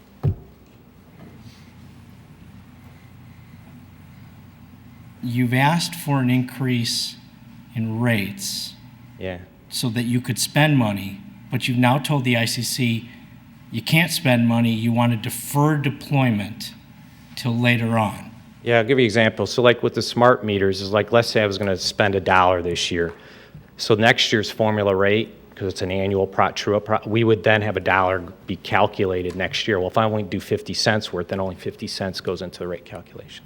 So the rate reflects the true investment level. So we don't get money based on a expected spend, and then we don't spend it, but we get the money from customers. That isn't how it would work. No, I understand that part of it, but the fact is you've already gotten a rate increase, and now you've gone back to the ICC and you've said, despite the fact that we've promised a 10-year rollout starting now, in which case we're going to pay for 9 of those 10 years increased rates and not get any AMI in this village, you might not even get to that. So we'll start paying rates in the near term, whatever you spend elsewhere in the metropolitan region, and you'll drag this out for as long as ComEd is going to drag it out, and we'll continue to pay rates, and somewhere down the road, 9 years or longer from now, we'll finally get an AMI. Did I sum that up right? I'm a bit of an expert on the AMI, not the whole plan, on the whole program. So in the context of AMI, as we spend the money, that's what will be reflected in rates. What we save as we spend the money and put meters out there also goes into rates. So every year that gets trued up. So both cost and benefits will get trued up every single year on what we actually achieve, actually spend and actually save. And whether you have a meter or not, it's spread out over all 4 million customers, not just those that have meters. It's everyone shares in the costs and benefits. But the bottom line is we will pay till 2021 at the earliest. That's when we'll see AMI deployed in this area. Yeah, the thing is I'd like to say is that we'll also generate a better benefit stream quicker. So from that perspective, what external stakeholders wanted in workshops, well, some of them, because everyone has different had wanted us to maximize the benefits to cost. So because that if all customers are going to both share in the costs and benefits, if we don't, if we do it on some other basis other than maximizing benefits of cost, then we dilute the value to all ComEd customers. So that's why we try to preserve maximizing it by going to operating centers where we generate the best benefit to cost ratio. That's one of the inputs, one of the 3 factors. And I appreciate the fact that makes sense from ComEd's point of view, but I still look at it as we're going to pay for a decade before we see the AMI deployment. And as the village president suggested a few minutes ago, what this really boils down to is ComEd convinced the legislature in its wisdom, and I know Representative Senti will speak to this and remind us that she didn't vote for the smart grid bill. She probably won't get any money this campaign season from ComEd either, but that's actually to her credit. The fact is that you convinced the legislature to provide in the legislation for up to a 10-year deployment, and you based that on the notion that ratepayers would pay 100 cents on the dollar and bear all the risk of the cost of the capital investment and deployment of the system, both the system upgrades and the AMI. And ComEd, as an institution, and your shareholders bear none of the risk, none of the investment cost, and none of the financing costs associated with upgrading infrastructure after you've allowed it to deteriorate for decades.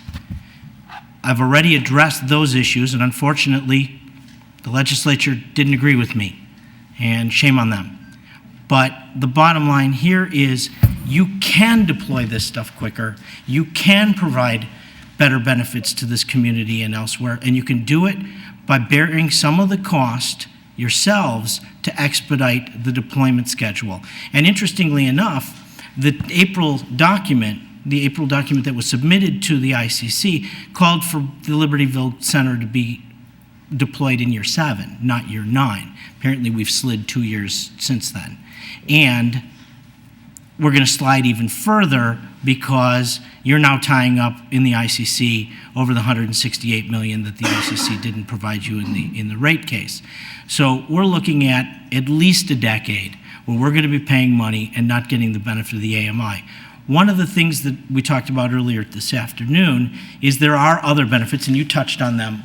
The smart grid has two components. One is the AMI, and the other is the reliability improvements. The presenter before you talked a little bit about what's happened here in 2011 and 2012. What reliability and other smart grid improvements, practically speaking, will we see independent of the AMI during this 10-year period where we're paying for our non-existent AMI? Yeah, we'd have to bring the right subject matter experts on that part of it. I won't leave. Just let me address that from a qualitative perspective. I don't have the materials with me right now, but certainly there's a 5-year plan for energy infrastructure maintenance program for Buffalo Grove, and we will certainly provide that, or have already provided that to village staff in terms of what the plans are going forward for that, because I think it's very important, as you stated, to note that as part of the smart grid and the overall package, half of those funds were for infrastructure enhancement, really to address issues such as reliability, storm hardening, and those are the pieces that are in the 5-year part of the plan. The other half of it relates to the implementation of AMI metering. So certainly we can certainly provide that to staff in terms of the EIMA plan for the future work in Buffalo Grove. Mr. Barcima, maybe this is better directed at you since you're up there. I'm going to jump, but it may be your bailiwick. Can you touch on House Resolution 1157, which is pending before the state legislature right now, apparently supported and pushed by ComEd, in which you're urging the legislature to pass a resolution to tell the ICC to back off of the $168 million rate cut that was granted in the rate case? Certainly, I cannot cite specific details. I can certainly tell you that in terms of the structure going forward, is that we are requesting a rehearing at the ICC in terms of the recent rate order, and have been granted that rehearing. So we'll be working towards that and working through the regulatory process.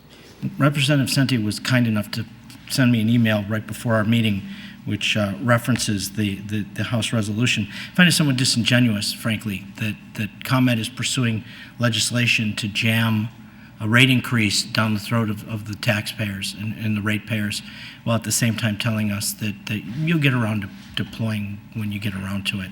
It's somewhat difficult to take. And I know, Mr. Barcima, we've had some conversations about some other of the aspects of the operational issues that we've had with ComEd, and I know you're working very diligently to try to address the operational issues. But I find it difficult to take ComEd's position on the deployment of the smart grid, deployment of the AMI. And I would have thought, given that you folks came out this evening to give us this comprehensive presentation, that you would have been able to tell us, especially since I forecasted that question several hours ago when we met at the damage site, exactly what kind of smart grid improvements this community is going to see in the foreseeable future for our dollars that are going to start flowing to ComEd now. Great question. And we probably did not do a good enough job at expressing that and identifying those specific items. When Drew Zmolek discussed as our reliability manager the items pieced here, we actually had two pieces brought together into one presentation. One was the pocket, we'll call it the pocket reliability work, the work that we specifically discussed last year with the village, and wanted to identify through that work specific items that we had worked with village staff to identify pocket areas of reliability concern, and we wanted to make sure tonight that we identified that same work, and that work was complete. Also embedded in here, as I said, we probably didn't do a good enough job of identifying that, was additional work. Drew referred to it as EMO work or EIMA work, and it's shown on one of the screens right there. Somebody put it up for me, thank you. But this is additional work beyond, I would say, the pocket reliability work. So this is work that was completed this year as part of the Energy Infrastructure Modernization Act. So this is additional work. You see here a full loop distribution automation scheme at the beginning. These are the automated switches that are a backbone of smart grid and can be used to reroute power during an outage situation. In fact, my understanding is that during the brush fire that took place on Sunday, that distribution automation switches were actually used by our operations department in order to, from a safety aspect, we actually had to disconnect 2 circuits because the fire department was there managing the fire. From a safety aspect, we actually had to de-energize 2 circuits. Our operations department actually used distribution automation switches to limit the number of customers that were impacted. And my understanding is that if we did not have those switches, about 1,600 customers were impacted. We were able to bring it down to about half because of those automated switches. So, as I said, we probably didn't do a good enough job of identifying and bringing these to bear in terms of underground cable replacement. As I look on the screen, I see 7,300 feet of cable replacement on the circuit, another 7,600 feet of cable injection. These were all part of the work done in 2012, to your point, under EIMA work. And I appreciate that, but what you're talking about a 5-year plan for additional smart grid and improvement in reliability work, and I'm seeing 2012. And that's where we seem to be operating in 2 different directions. Well, actually, and there's, I understand your question, is we're looking at here in terms of our planning, construction schedule, I should say, horizon, to bring you the most up-to-date information. There is an overall 5-year plan that we'll certainly share with the village staff, and our goal is to provide regular updates, as we are tonight, regular updates in terms of as that work gets scheduled, as that work gets completed through the course of that 5 years. And all I'm doing, in all sincerity, is begging you to convince me we're getting something for our smart grid dollar. I understand that, and that will be our goal. Thank you. You also mentioned the fact about it's going to the Libertyville station area in 9 years from now. How long is that completed in 9 years? At the end of 9 years, or is that when it's going to begin in the 9th year? And then, if it is, when will it be completed? Let's see if I got that handy map there. So it's all done in 1 year. Okay, the entire Libertyville area will be done in 1 year. So it'll begin in the 9th year and be completed within 1 year. Yes, because we have about 400,000 meters a year, and each operating center is about 200,000 meters. and we're in 2 at any one time, so we should, on average, finish 2 operating centers every year. So Libertyville is all in 1 year. Okay, thank you. Trustee Trilling. Thank you. Timely that I received my ComEd bill today, and it was broken up into 3 parts. It was very easy to understand. One part was the usage, one part was the distribution, and one part was the taxes. I think that's the way you identified. Is that correct? Yeah, the 2 main categories are distribution and generation or energy charge. Okay. And profits to ComEd. Nothing's wrong with profits. There's nothing wrong with it. It's not anti-American. But my question relates to where are the profits generated in ComEd? Are they in the usage side or are they on the distribution side? The distribution. The distribution rates. Energy is the portion that's from the generation part, and since ComEd doesn't own generating plants anymore, we don't make any money. It's just a pass-through. For every dollar someone gets billed, that's what we pay to the wholesaler is $1. So there is no profit generation? No, not on generation. Nope. Okay. Now with since deregulation occurred in the 90s, yeah, we don't make anything on that. Okay, so with the advent of electrical aggregation, like Buffalo Grove took advantage of, and our rates right now for the month of July, I think everybody's going to be really happy that we took advantage of it due to the excessive heat we've had. That will not in any way be detrimental to ComEd's livelihood, shall we say, because we're not buying electricity per se from ComEd. I'm not an expert, but yes, I'd say that's an accurate portrayal, that we should be indifferent, financially indifferent to customers taking energy from a third-party company or from ComEd. I'm not an expert. I'm not sure if there is a scenario that does harm us, but I don't think there is, but I don't know for sure. So the scenarios that I've been hearing about now with potential of City of Chicago doing electrical aggregation and potentially losing them will not cause other rate increases in other areas for ComEd in order to... Yeah, I knew where you were going. That's why I was like, I'm not quite, because I'm not an expert, I'm not sure if you do that extreme case where what if the whole system switched? People. I don't know, and I don't know if you guys know any better, but I don't know that. We'd have to get back to you on that. I'm not sure. Does it get to a point where it does make a difference? I'm not sure. Well, there's a man that does know the answer. It's a great question, but certainly I just want to state that we support municipal aggregation. We've worked with municipalities towards that. In fact, we've hosted a couple seminars for that, and I know your assistant village manager Gita, I saw attending some of those webinars and sessions that we had on municipal aggregation. So I just want to state that that's as Rich said, we are a distribution company, and we support that aspect towards competition. Thank you. Thank you. Trustee Thurston. Thank you. Mr. Barcima, don't go far. Not so fast. The last time you were out here, I don't know if you recall, but I asked you a question regarding the major outage we had in Buffalo Grove, and we spoke about claims filed by residents for losses. Do you recall that conversation, or was it too long ago? Let me refresh. I would imagine. I was imagining it's probably following the summer storms of July 11th. Yeah. At the time, the question I asked you was, I asked you a couple questions. Some of them being, do you know how many claims were filed? And you gave a very good explanation about what ComEd's position was in regards to negligence and what constituted negligence where a claim would be paid out. And the question I asked you after you gave me that very detailed explanation was, I told you that the conversations I had with many of our residents over the course of a few weeks, I was hearing stories of the power went out. There was a storm. There was a really bad storm, and the power went out. And the power was out for a long time. And then the power came back on, and weather did not change. The sun was shining, and all of a sudden, the power went out again for a significant period of time. And that's where they told me their frustration lied. They had additional losses. There was no explanation from ComEd. I won't repeat what my colleague, Trustee Berman, said at the time, but he gave a nice explanation of it.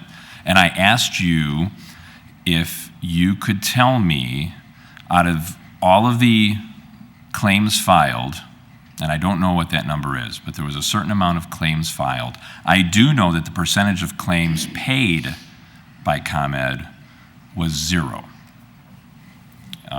Someone can correct me if I'm wrong on that, but that's the information I got. No claims were paid by ComEd.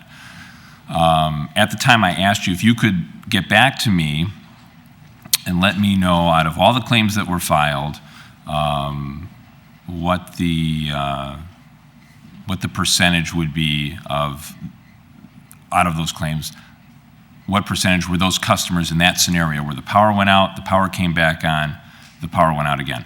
I never got a response. You told me at the time you would look into it. I never heard anything. So I have that question still, but now that we are far enough ahead and I know that no claims were paid on anything, I have an additional question. And that additional question is, out of all of those claims that were filed, well, I guess basically, why is ComEd's position that there is no negligence on any of those claims? My other question is, did any of those people who were denied, well, they were all denied, so out of all the people who were denied, did any of them file an appeal of any kind with the ICC? That's what I'm curious about. Okay. And I'm sure you don't have an answer right now. If you do, I'd love to hear it. No, let me address a couple things, and Sure. please keep me on track in terms of the discussion. Certainly, I think that what you're referring to was, claims filed in relation to probably the July 11th, 2011 storm, which was our single largest storm in history. And I've got 32 years now with ComEd, and certainly it was the most significant storm in my tenure. As I stated before, every customer has a right to file a claim. No question. They can call the call center, they can go on ComEd.com, they have a right to file a claim.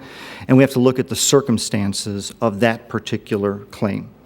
And in regards to if a customer, you asked a couple of detailed questions about if a customer had power and then lost power again, was a claim filed on that, or was it paid on that?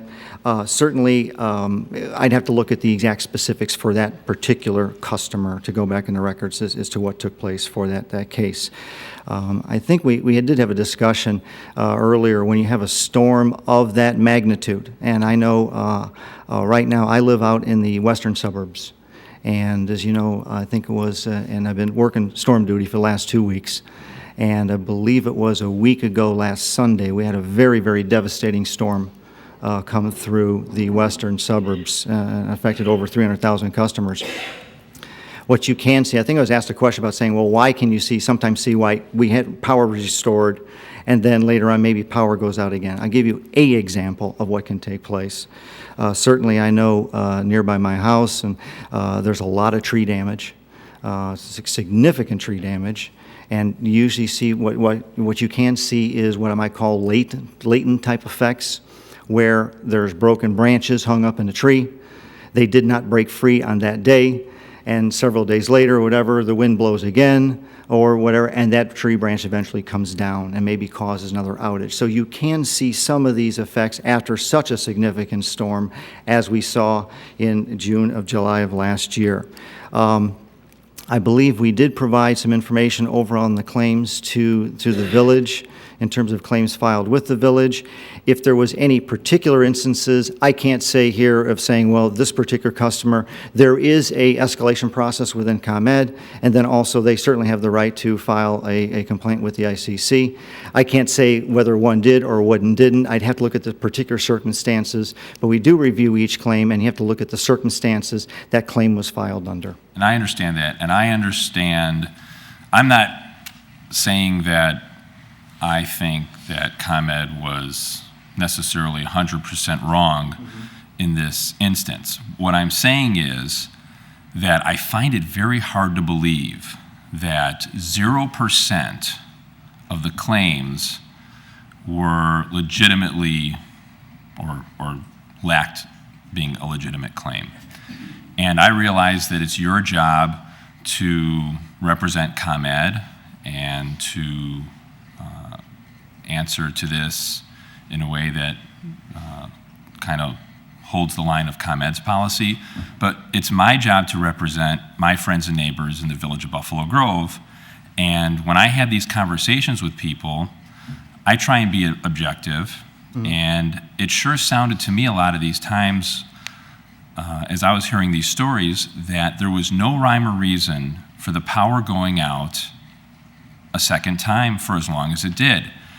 And when I asked the question months ago, and I never really got an answer, I'm just not willing to let it go. I want to know the answer to that. And I would like to know, out of all the claims filed, where everyone was denied, did anybody appeal? And how many did appeal? So if you could provide those numbers, I would like to know that follow-up information. Because I spoke to a lot of people who were upset. I encouraged them to go through the process. I know the results of the process. 0% of the claims were paid. So I'm curious how far along the process people in general went. I'm not asking for specific cases or for specific people, but 0% was a very indicative figure to me. And if anybody did appeal that, I would be curious what the result of that was. So Okay. I appreciate that. Thank you. I appreciate your comments. I will certainly bring that back with me. I work with our claims department on a regular basis and see if that data is available and so forth. I can work with Geet or others. Can I ask you for one more piece of data while you're getting it? I would be curious what the average percentage of claims, what they are paid, region-wide. So if you take all the claims submitted in the greater metropolitan region, what percent get paid on an average? What? Couldn't hear him. He said 0. And I believe the claims that we were discussing here certainly refer to the claims of the July 11th storm is what we're looking at They here. do, Yeah. but again, I would like to point out that out of the claims I'm talking about were not just in general of that storm. And I acknowledge that was a bad storm that caused a lot of damage. What I'm talking about is when people in Buffalo Grove were without power for days, and then they got their power back for a significant period of time. Not a minute, not an hour, a significant period of time, a day or two even. And it varied. And then the power went out again for a significant period of time. That's the scenario I'm referring to. I understand, and let me do some research on that. Certainly, if you have any specifics that you can point me towards, I would certainly appreciate that information as well. Well, I guess I would encourage any residents that I spoke to back then who might be paying attention to this meeting, whether it be through our access channel or through articles in the media, feel free to contact me and share their scenario with me, and I would forward that to our village staff, and they will forward that to you. Very good. All right. Thank you. Thank you. Thank you. Trustee Sussman? The problem I brought up that evening at the meeting regarding the July storms was for people who called ComEd, and ComEd said, oh, your electricity will be back on in X number of hours.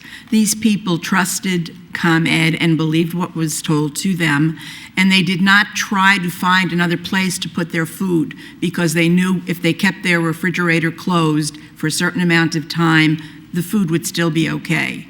But what happened was it wasn't done when you said it would be done or should be done, and therefore their food was ruined. And I certainly feel people who fell into that group, and there was a group right in front sitting there that night, those people should get their money returned to them. And I hope they're listening, and I hope they will let us know who they are, because they came here to complain that night, and they were sitting right over here in the front of us. So I certainly hope people you're listening and you can let us know.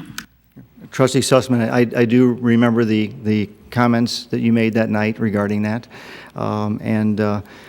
Certainly, I want to, again, a couple things is that, as I said, the most devastating storm in our history. However, we take that information, that feedback that you and residents provide to us, at city council meetings such as this, many other city council meetings, and we have done a significant amount of work. And I heard some of the comments from the board today about saying ComEd is making progress going forward. I appreciate hearing some of those comments. Done a significant amount of work on our storm enhancement process. Communication, it was stated by the president, as being significant with customers. We understand that piece. I certainly want to understand a little bit more about our communication during the event of yesterday. In our terms of our overall storms, that's why you see things such as using new technology. And we could spend a whole city council meeting just talking about some of the communications enhancements. Darren touched upon it in terms of the two-way texting, mobile apps, ComEd.com. These are new since the storms of last year and brought them into bear. To enhance the communication, as well as 1,000 additional phone lines into the call center, as well as going through and getting all our systems to align, the various systems we use for outage reporting and so forth, get those all lined up. So we really look forward to a lot of enhancements a lot of good lessons learned from those storms that challenged us, not only on July 11th, but in June, and then a couple other times during the year. So I appreciate your comments, and we look forward to enhanced communications that you can say that ComEd has followed through on that. So thank you. Trustee Stein? Thank you. And as I brought up after Trustee Sussman made that point at the last meeting, using a simple detrimental reliance argument, Commonwealth Edison was in the position to know. Commonwealth Edison made a statement to the customers, whether it was electronically when they called the phone line or if they received somebody live, that your power will be on by X time. They relied on that information to decide whether or not to make alternative arrangements for the safety of their food, and they chose wrong because Commonwealth Edison was wrong. And I think that you should be able to go back to your computer records to be able to determine which residents received messages that said your power will be on by 11 a.m. or in 4 hours, etc., and be able to say, you're right, we made a mistake. The power is out because of the storm, but because of your reliance on our representations, your food was destroyed. We owe you something. It may not be 100%, but we do owe you something. And I really think that Commonwealth Edison needs to go back and evaluate when you make a statement that people rely on, whether or not you owe for that mistake. And I'd like you to be able to go back and take a look at that. And I'd like the residents who lost food to be able to come forward and make another claim and say, this is what we lost, whether it's a credit towards the future on their bills, something, because they did rely on the representations that you made. Thank you. Thank you, Trustee Stein. I think everybody's gone through once, and before we get to the second round, if there is one, I would like to recognize Representative Carol Senti, who I know who voted against the bill to begin with. And at first, before you begin, Representative Senti, I just wanted to be the first to wish you a happy birthday. Thank you. Thank you. Good evening. Nice to see everyone today. I asked through a meeting that we had with Mayor Brayman and Manager Bragg that I could participate in ComEd again and have you guys come out because we're not satisfied with what's happening in this area or in the village of Buffalo Grove with what has happened and the response from ComEd. And it's not just in one area. It is in the storms. It was very nice to see this presentation and that some work has progressed and moved forward. And we appreciate that, although it's kind of a shame that it wasn't just automatically happening. What we had asked to be answered for tonight was more in terms of the smart meter and the smart grid legislation.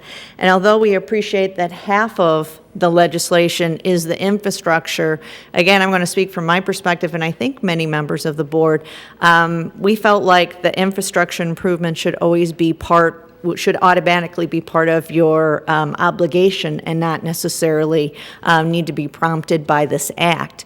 But in terms of the smart metering, that is the actual tool that can assist the consumer in controlling and saving their own energy costs.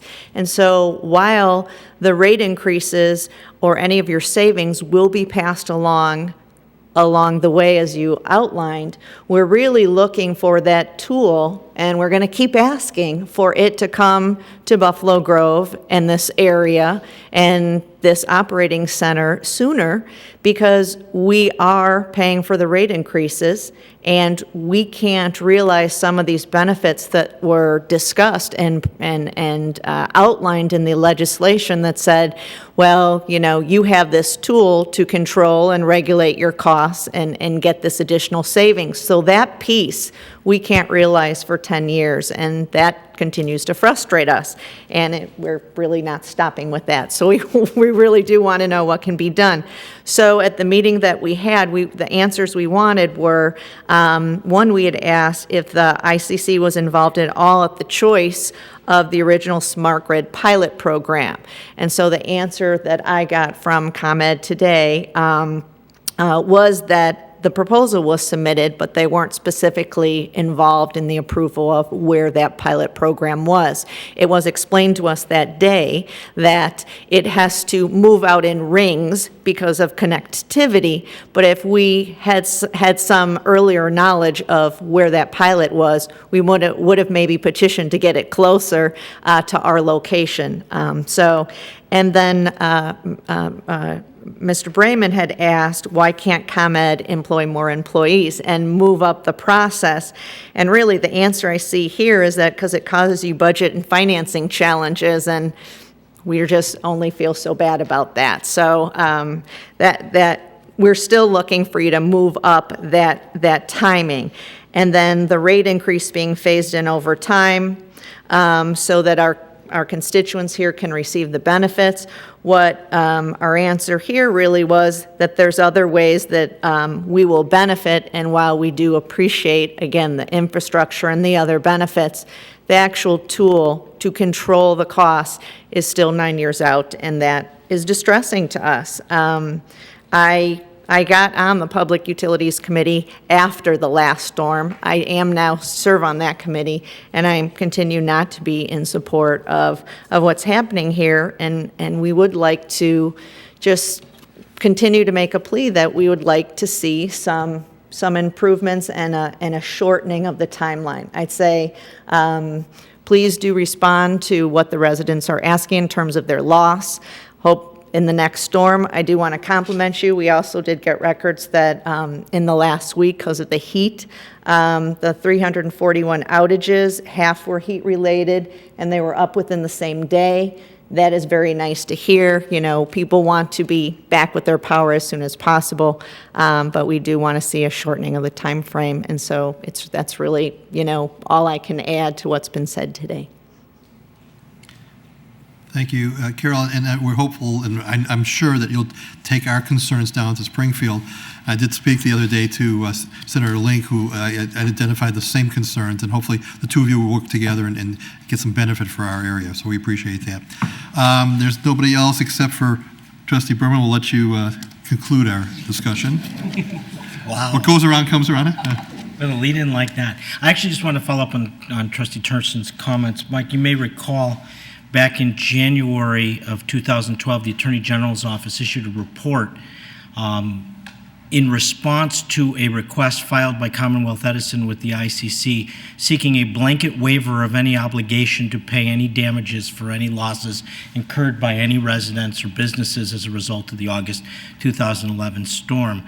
The ICC opened a file, a case, and the Attorney General's report was filed in that case. It wasn't a matter of individuals needing to follow up on their claims so much as the wonderful state regulatory agency known mostly for its impotence rather than its ability to effectuate actual oversight of ComEd, to tell ComEd that it's time to step up to the plate and do what's right by its customers. As far as I know, that I haven't been able to find the case number while we were here tonight, or I would have double checked, but I don't believe that has been resolved. Mr. Barcima, you may be aware of that filing by ComEd, or at least the results? And if not, it would be nice if you would follow up and let us know where that stands. Thank you. We appreciate you coming. Hopefully, after tonight, you'll still come back in the future and bring us more good news, and not only about the smart grid, but also the improvements in our area. So thank you for showing up. We appreciate it. Carol, thank you for showing up as well. Thank you.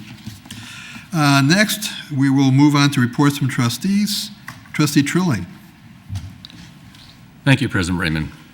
The Village's 11th Annual Invitational Fine Art Festival will be held on Saturday and Sunday, July 21st and 22nd. It's not a hard one to say, but at the Buffalo Grove Town Center. The Village, again, is working with Amder Productions in the coordination of the festival. More than 140 artists have been accepted to participate in the Buffalo Grove Invitational Art Festival following an aggressive juried process. The media includes photography, jewelry, painting, sculpture, and mixed media, and it will be on display and available for sale. The Village's Art Commission is coordinating free activities in the Family Art Tent. The Commission for Residents with Disabilities is coordinating Unique Expressions, a showcase for artists with disabilities.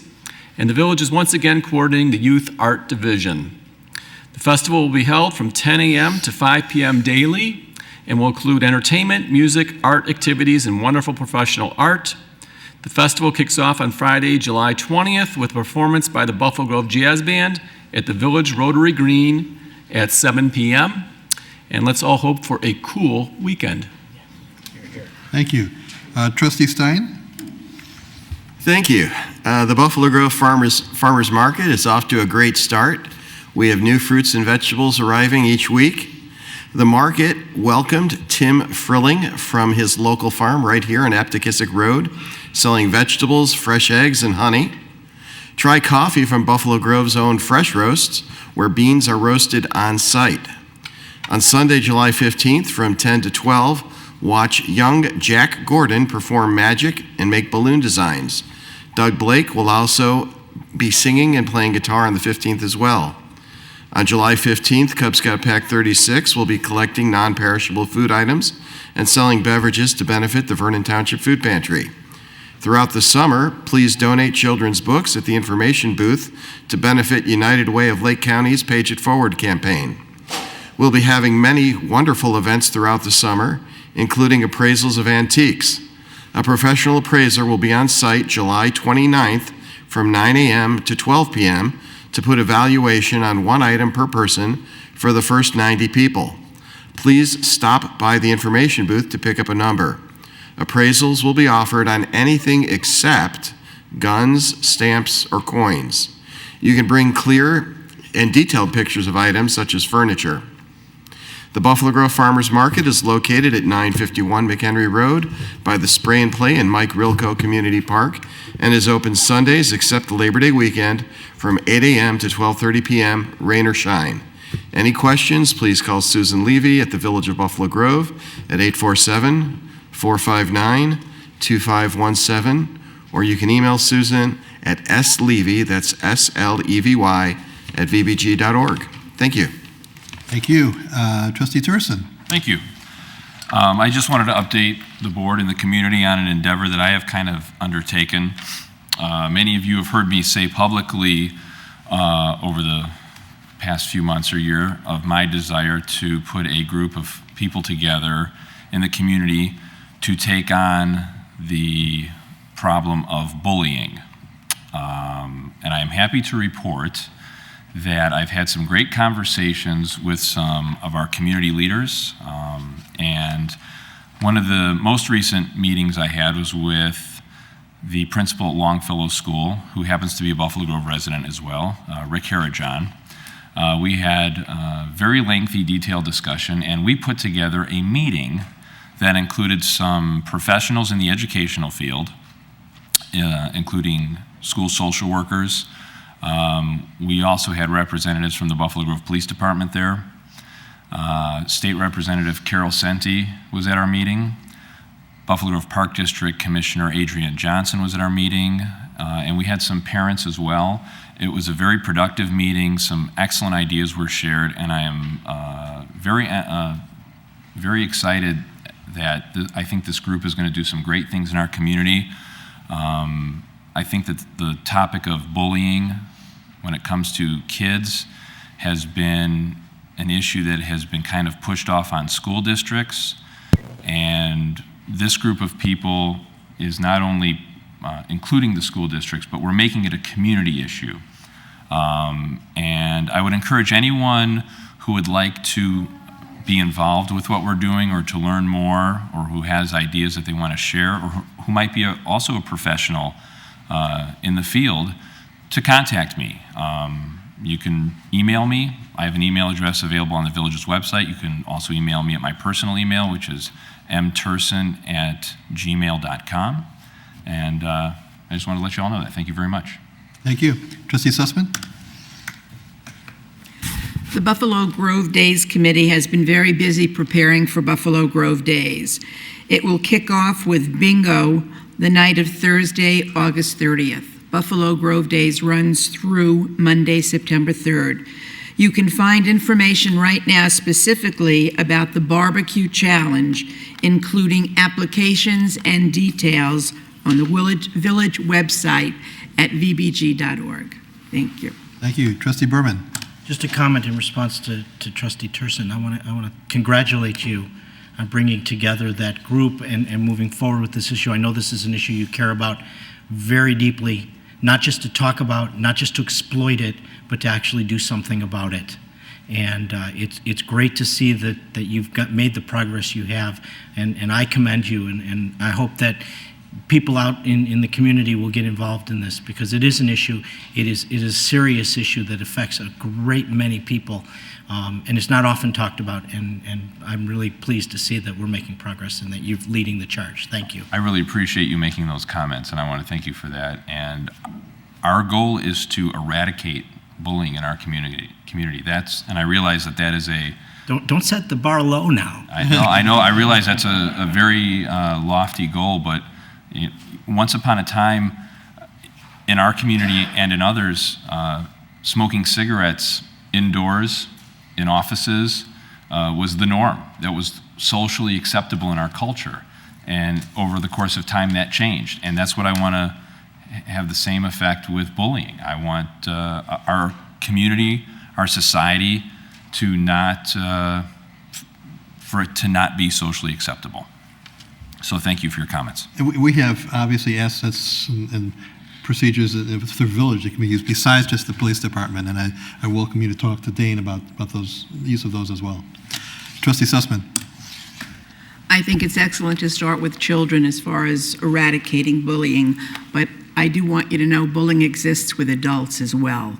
And you should listen and be aware of what goes on with adults, because it would be wonderful if we could eradicate it with them too. Thank you. Next, consent agenda. All items listed on the consent agenda, which are available in this room this evening, are considered to be routine by the village board and will be enacted by one single motion. There will be no separate discussion of these items unless a board member or citizen so requests, in which event the item will be removed from the general order of business and considered after all other items of business on the regular agenda under new business. And I'll defer to our village clerk to read the consent agenda. Jan? Anything that changes the numbers on this is strictly prohibited. Ordinance 2012-24, an ordinance concerning prevailing wages. Adoption of the calendar 2012-2013 prevailing wage ordinance for public works jobs is required on an annual basis by the Illinois Department of Labor. Staff recommends that this ordinance be adopted by the President and Board of Trustees for implementation for the year so noted. Ordinance 2012-25, approving an amendment to Ordinance 2009-56 for Sysmex America 1701 Lighter Lane.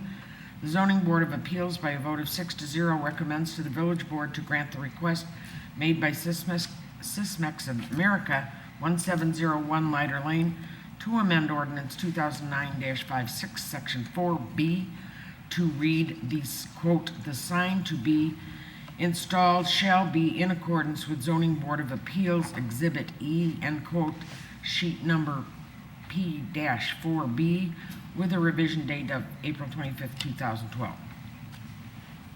Ordinance 2012-26, an ordinance granting variations to the Buffalo Grove sign code for Starbucks Coffee, 1665 Buffalo Grove Road. The Zoning Board of Appeals, by a vote of 6-0, recommends to the Village Board to grant the request made by Starbucks Coffee, 1665 Buffalo Grove Road, for variations to sign code sections 14.16.030, 14.16.060, 14.16.070, 14.20.070, and 14.24.010.R pertaining to signs. Ordinance 2012-27, authorizing the Village of Buffalo Grove, Cook County, Illinois, to borrow funds from the Water Pollution Control Loan Program. Passage of this ordinance would authorize the village to borrow up to $531,000 through the IEPA's loan program for lift station rehabilitation and upgrades. Ordinance 2012-28, authorizing the Village of Buffalo Grove, Cook and Lake Counties, Illinois, to borrow funds from the Public Water Supply Loan Program. Approval of this ordinance would authorize the village to borrow up to $710,000 through the IEPA's loan program for architectural, mechanical, and electrical improvements to the village's pump stations. Resolution 2012-26, authorizing a representative to sign loan documents. Approval of this resolution would authorize the village manager to sign loan application forms and supporting documents for the Public Water Supply Loan Program. Ordinance 2012-29, amending Chapter 5.20 Liquor Controls, Class B. Chihana Restaurant, Inc., 19 West Dundee Road, will no longer be selling alcohol but will remain open. The business previously held a Class B liquor license. This amended ordinance shall revoke the existing Class B liquor license previously granted to Chihana Restaurant. Page 2. Ordinance 2012-30, amending the procedures of the corporate authorities of the Village of Buffalo Grove. Staff recommends approval of the ordinance, which amends the 2010 procedures of the corporate authority meetings by modifying the order of business and the questions from the audience. Resolution 2012-27, a resolution updating the code of behavior and conduct for the village elected and appointed officials for the Village of Buffalo Grove.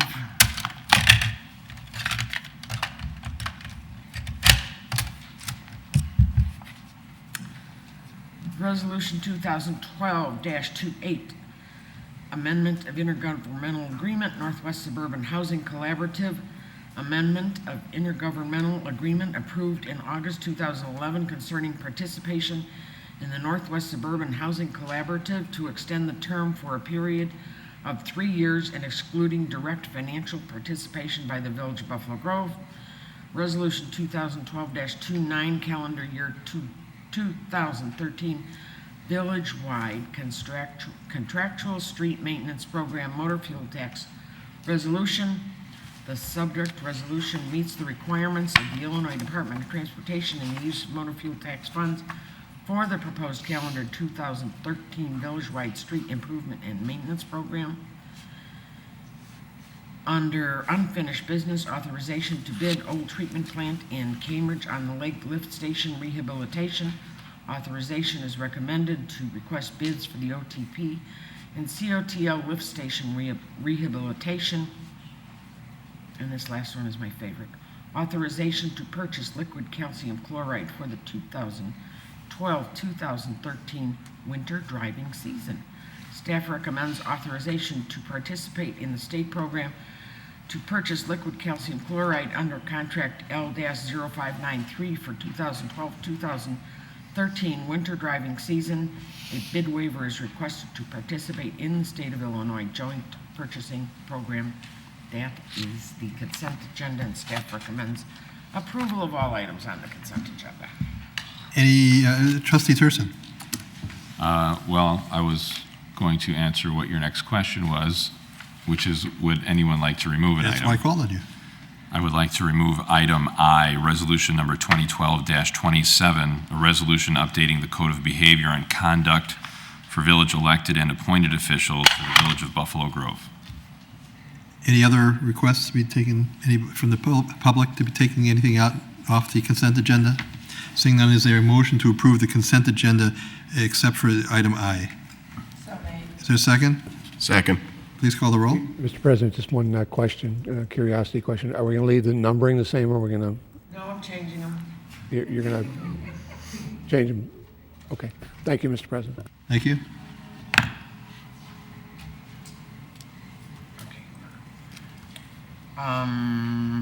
Berman. Aye. Trilling. Aye. Sussman. Aye. Turson. Aye. Stein. Aye. Motion carried. Thank you. We'll move on to ordinance and resolutions. Ordinance number 2012-32, an ordinance amending section 13.04.190 and 13.04.290 of Title 13 of the Village of Buffalo Grove Municipal Code concerning rates for water and sewer services. Mr. Anderson, you're back. Yes, I am. Thank you very much. Staff has been focusing more over the last couple of years on long-term financial planning. As part of that process, we've developed several reports in-house, one of those being the 20-year water rate pro forma, which really provides the basis behind the water rate recommendations this evening. The purpose behind the 20-year study is really to identify long-term revenue and expense trends within the water system. If I could just take a moment and go back a little bit in history within the water system. Up until 2006, the village enjoyed stability in the rate structure. We actually went a period of 23 years without a water rate increase. The reason for that stability was a tremendous amount of development and fees generated from that development that went into the water system, which essentially helped to subsidize the rate, or basically the building fees went for capital within the water fund. Also, there were a significant amount of donated water assets from developers, and quite frankly, the system was quite young, so there was very little need for capital repair during those times. During the 2000s, what we've seen is development has slowed, and so has the corresponding revenues. Also, we've seen a steady decline since about 2002 in water consumption. That's due to several reasons, one being energy-efficient appliances and maturing landscapes. Also, we've even through the 2010 census, we've got a reduction in people, so we have less people actually consuming the water. In conjunction to that, with that declining demand, is the system continues to age. We have spent about $4 million on infrastructure, most of what has been talked by Director Boyson earlier this evening. But we've got a system right now that essentially is about $250 million water system that we need through the water pro forma to identify some of these assets and make sure we have the funds in place to maintain the integrity of the system. The major objective of the 20-year study is essentially to value those assets. Again, we're looking at $250 million of assets both above and underground. As noted earlier in the presentation, we have enjoyed low water rates, extremely low water rates for a series of decades. By way of comparison, and just looking at water rates, I've got a study within, or a chart within your handout that essentially identifies 50 comparable communities to the Village of Buffalo Grove. There are only 2 of those communities that have a water rate less than Buffalo Grove, and they draw water directly from Lake Michigan. That would be Highland Park and Evanston. The average water rate of those communities is $4.73. Buffalo Grove is, for just the water portion of the rate, is at $2.40, which is 50% less than the average. What's a little bit more telling is looking at those communities that we talked about earlier through the Northwest Water Commission that have basically the same expense profile as far as purchasing the water. Is the average water rate of those communities, that being Palatine, Arlington Heights, and Wheeling, the average rate is $5.39. Again, ours is $3 for a combined rate, which is 45% less than those similar communities. If the village had indexed the rate back in 1983, where at the time the water rate was $1.80 per thousand, and indexed it to the consumer price index, today the rate would be $4.14 per thousand, or about 38% higher than what the rate currently is, and the water consumers of the village would have paid an additional $43.6 million if we had just kept a pace with inflation. Several rate options were presented within the water pro forma. The third option is what's being recommended this evening, and essentially this is a rate that will not only meet our operational expenses, it will cover future capital costs and start to build a reserve for infrastructure improvements or emergency type of improvements. The first recommendation would be effective January 1st, 2013, and that would be an increase to the combined water and sewer rate of 35%. That would take our water rate to $3.24 per thousand, with the sewer rate being 81 cents for a combined rate of $4.05 per thousand. Comparing that against the current Water Commission communities, it's still 35% less than what they're charging on average. The impact to an average household would be, in a 2-month billing cycle, $13.65. An average household we view as consumption at 6,500 gallons per month. There would also be a companion increase the second year, which would be effective January 1st, 2014, which would increase that rate then by 30%. That would take our water rate to $4.21 for water, and sewer would be $1.05 for a combined rate of $5.26 per thousand. In the unlikely event that the other communities in the Northwest Water Commission do not change the rate over the next 2 years, we'd still be 4% less than the average rate being charged by those communities. The impact over that 2-year span for an average household would be $29.51 per billing cycle, again, a 2-month period. Going forward after those 2 years, staff would recommend a 4% increase, essentially a inflation increase that would continue to fund the operating expenses capital and start to build that reserve. The rate recommendations are predicated on the 20-year pro forma. This is a study that will be reviewed annually and come back with recommendations to that report or changes to that report on an annual basis. And with that being said, I'd be happy to answer any. So just to make clear that those are not automatic increases of 4% going forward. You'll be bringing them to us for review and a vote on each one of those increases. Is that correct? That is correct. Okay. You mentioned the fact that there's right now there are 2 municipalities that are less than ours, that being Evanston and Highland Park, that draws directly from Lake Michigan. But I see also that Highwood is more than ours, and they, I believe, draw from Lake Michigan, I believe. But I know for a fact Wilmette is about $1, a little less than $1 more than ours, and they are also directly from the Lake Michigan. So, but we thank you for the information. Trustee Trilling, did you have a comment? Certainly. First of all, I appreciate a very comprehensive presentation. I realize you summarized it very succinctly verbally, but all the data behind it is available, and I thank you for that.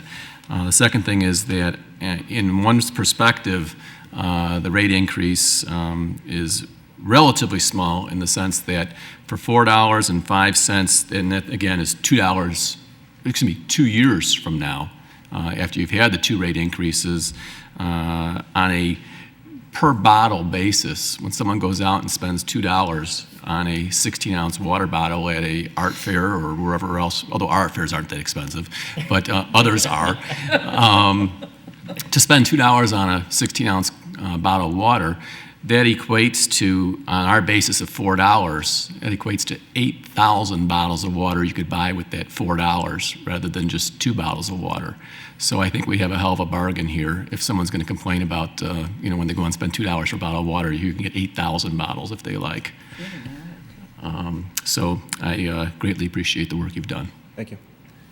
We had a significant amount of discussion about this at the last meeting, and a resident, Mr. Sherman, had indicated a desire that we republish it to make it more clear what we're going to hear today.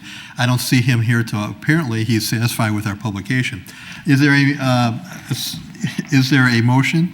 Trustee Berman?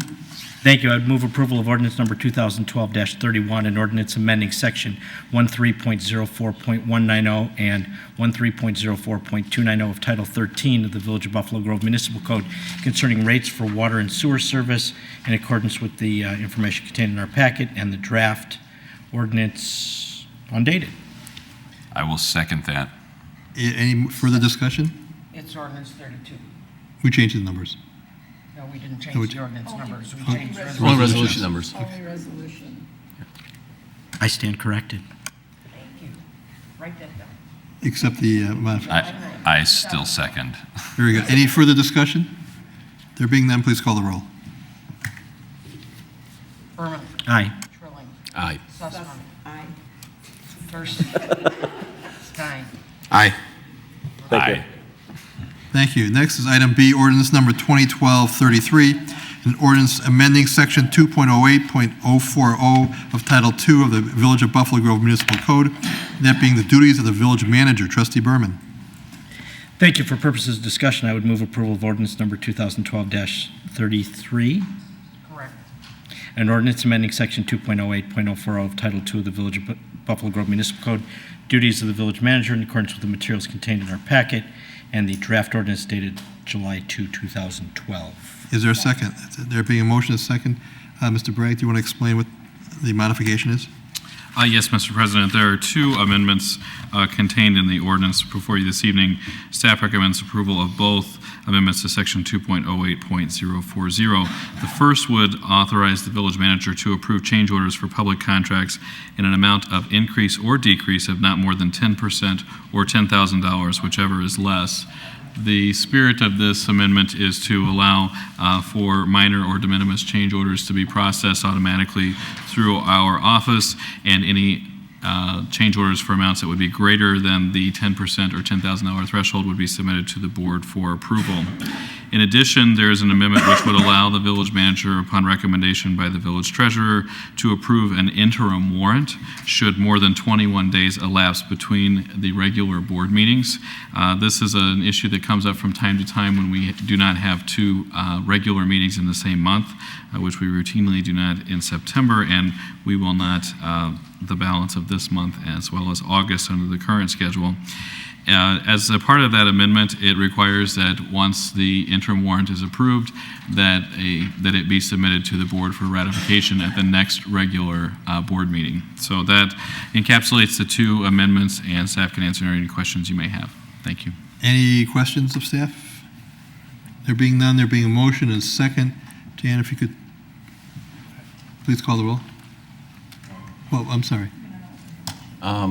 President Brayman, I believe there's a numerical discrepancy, and I believe Trustee Berman was probably right. Okay, then can we maybe... Okay, Mr. President, that's what I was up there. We're trying to get the numerical sequence correct. And we have it correct. And the correct number is what?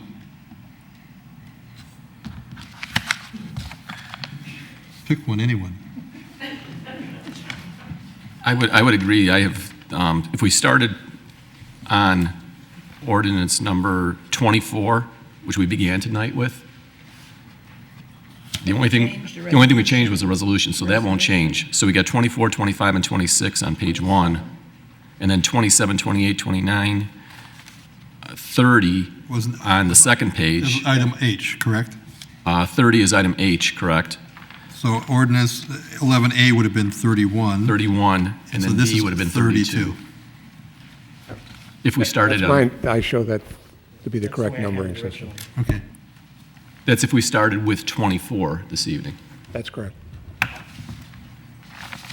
So we're good? Okay. God, I hate to tell you this, but okay, you're right. And that was directed to so you, Trustee Berman, not me. Please call the roll on ordinance number 2012-32.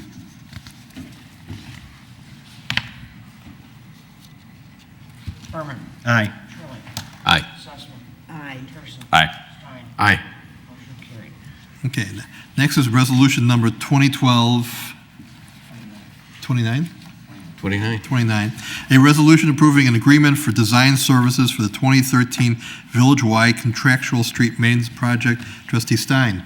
For purposes of discussion, I move approval of resolution 2012-29, a resolution approving an agreement for design services for the 2013 village-wide contractual street maintenance project in accordance with the information in our packets.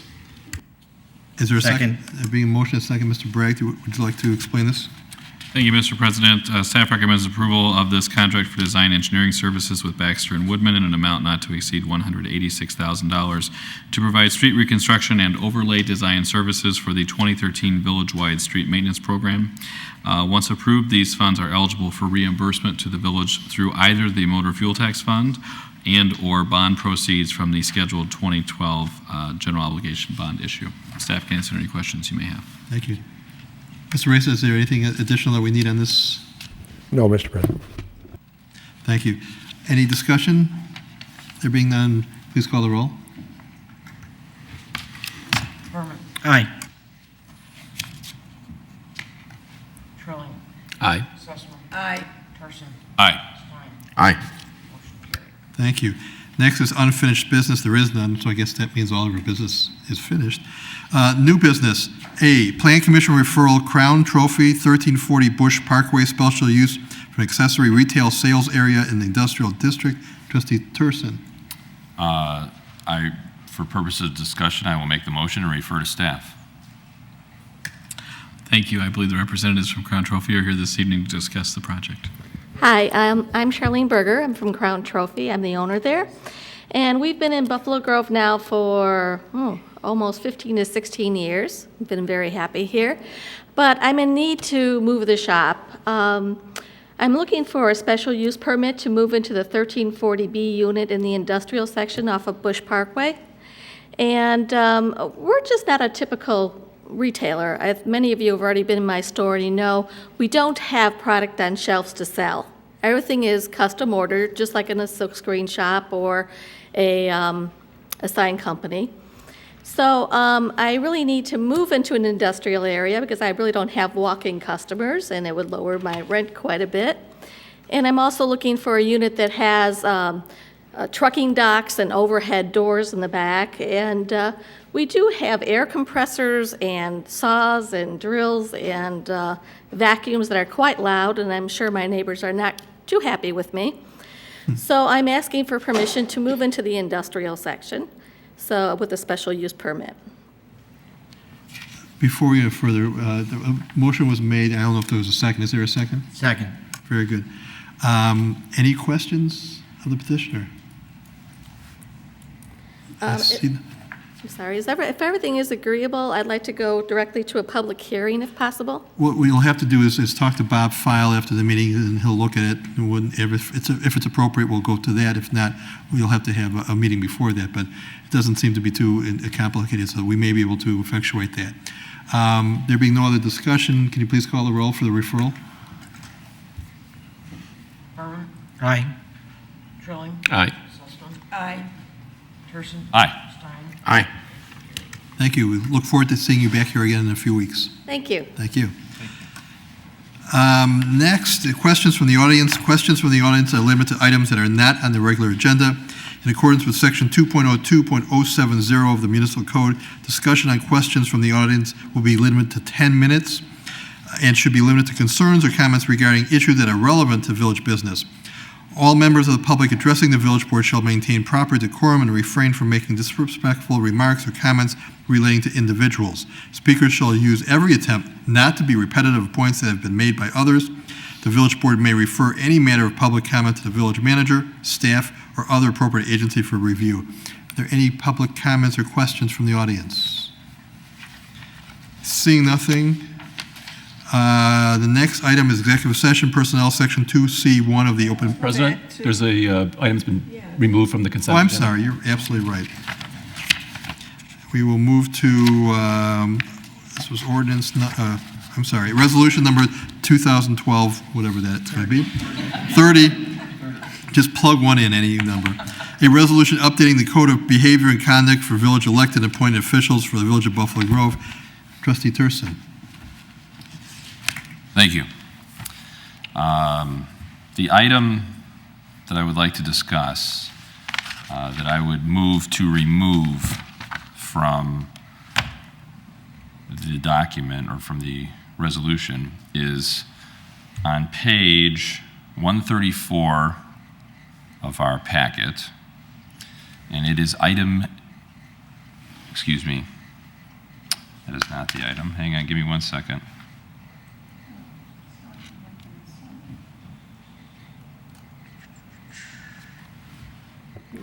Trustee Turston, can I interrupt you? Could you identify canon? I think that might be the best way to identify us to the code Give me a second to of find it behavior. here.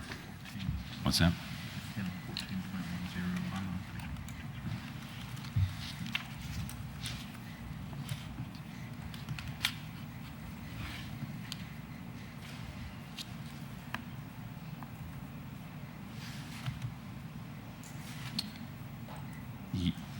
It is, but there was there were items that were listed numerically by letter, and I was trying to find that page.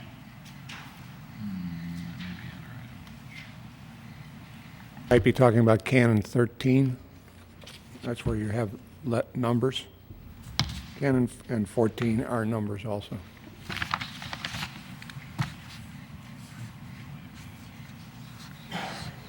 Give me 1 second, I apologize.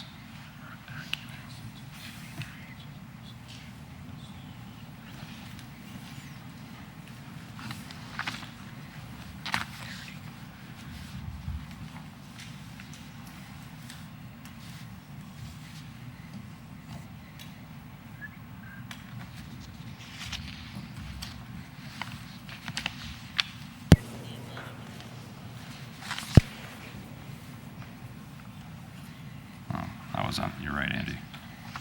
Give me 1 second. That's it. What page is that? 134, that was that was under item H. On the agenda, item H, not item I. What canon is it? It's not in that. Hang on a second. It's in the procedures of the corporate authority, not the code of behavior and conduct. So it would be on, I think, on page 134. I'm sorry, I believe on page 134 of your packet, it was actually item H, not item I. It's already been passed. Yes. Well, that's a problem then, isn't it? Well, my concern was... Page 134 was it? Yeah, page 134.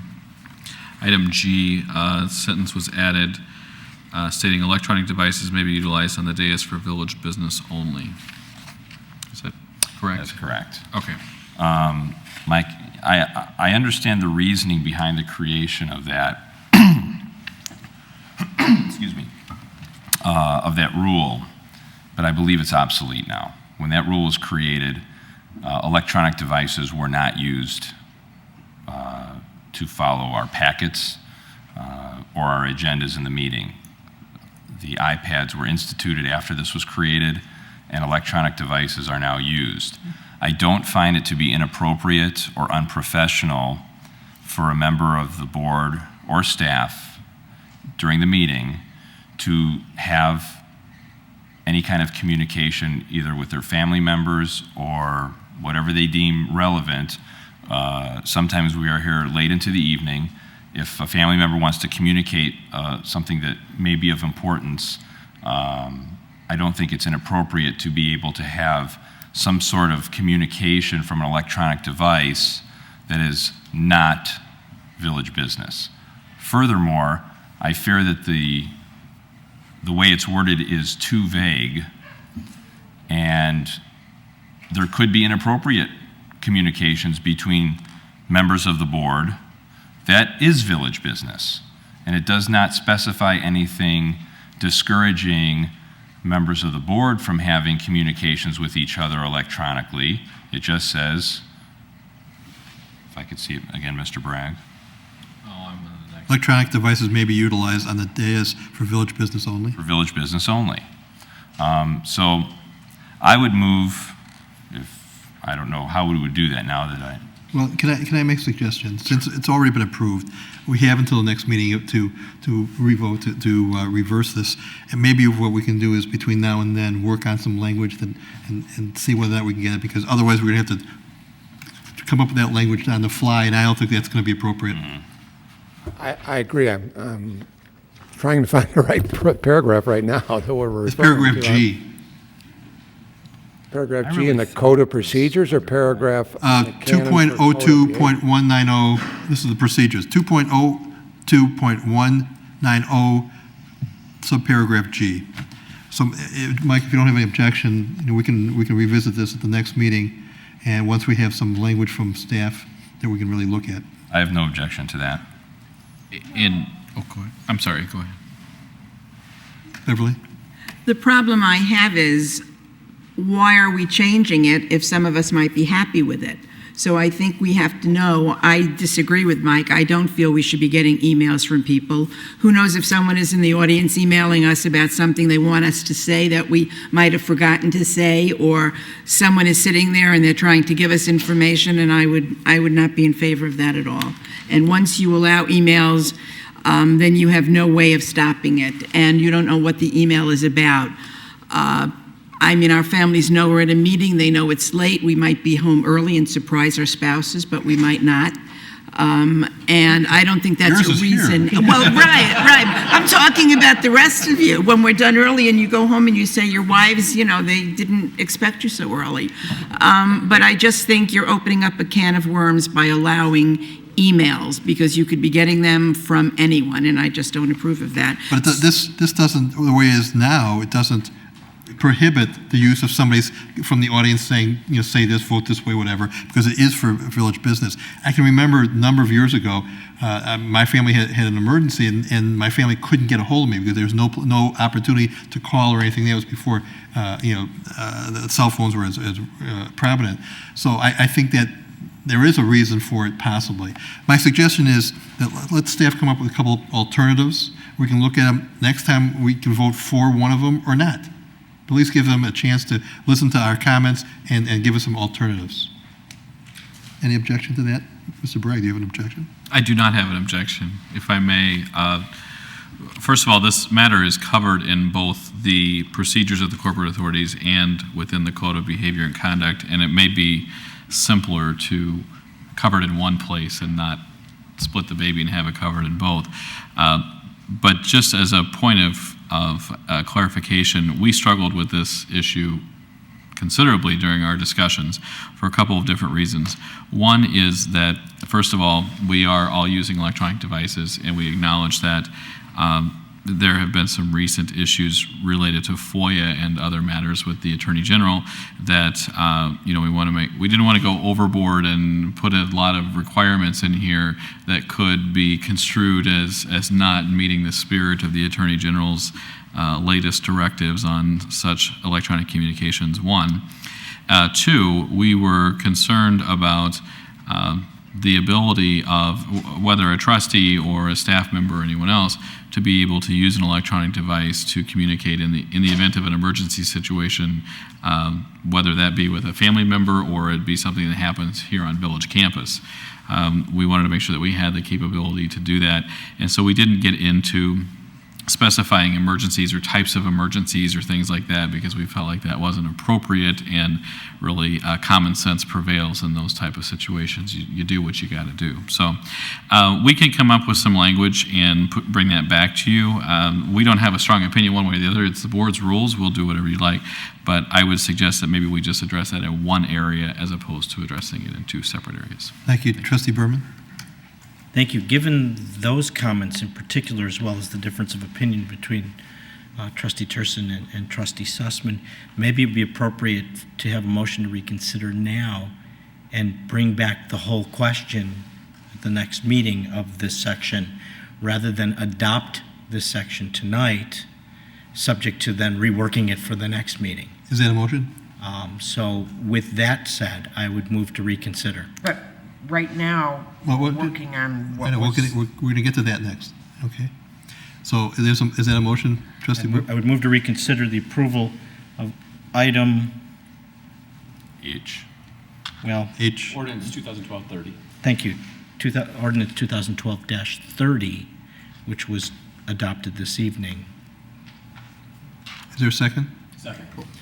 Mr. Reza, is it concerning Point of information, is I currently on the table through motion? No. Okay, thank you. Mr. Reza, is there difficulty because it's not on the agenda as a matter You mean to motion to reconsider? reconsider? Correct. No. Okay, very good. But I don't know if 30 is the right Oh, 30 is the right number. I showed 30 as being a resolution updating the code of behavior. It was an ordinance. Is ordinance 30. Yeah. I thought you said. No. No, he said ordinance. And now that we have moved to reconsider, I would move to table until the next meeting the question contained in item 10H. Okay, is there a motion to, is there a second? No, not, it hasn't been removed. We haven't voted on reconsidering it yet. Correct. First we have to Oh, reconsider. you're right. So I jumped the gun. Call the roll on the reconsideration. Berman. Aye. Trilling. Aye. Sussman. Aye. Turson. Aye. Stein. Aye. Motion carried.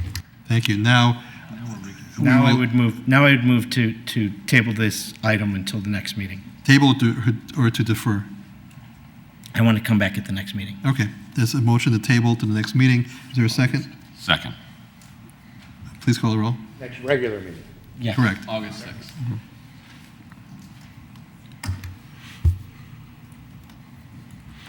Berman. Aye. Turson. Trilling. We can answer together. No, you can't. Aye. Sussman. Aye. Turson. Aye. Stein. Still aye. Aye. Very good. Now, let me make a suggestion. Since I was not decided and voted upon before, let's table this matter as well so that staff can go and try to make sure it's in the right place, et cetera. So moved. Second. Please call the roll.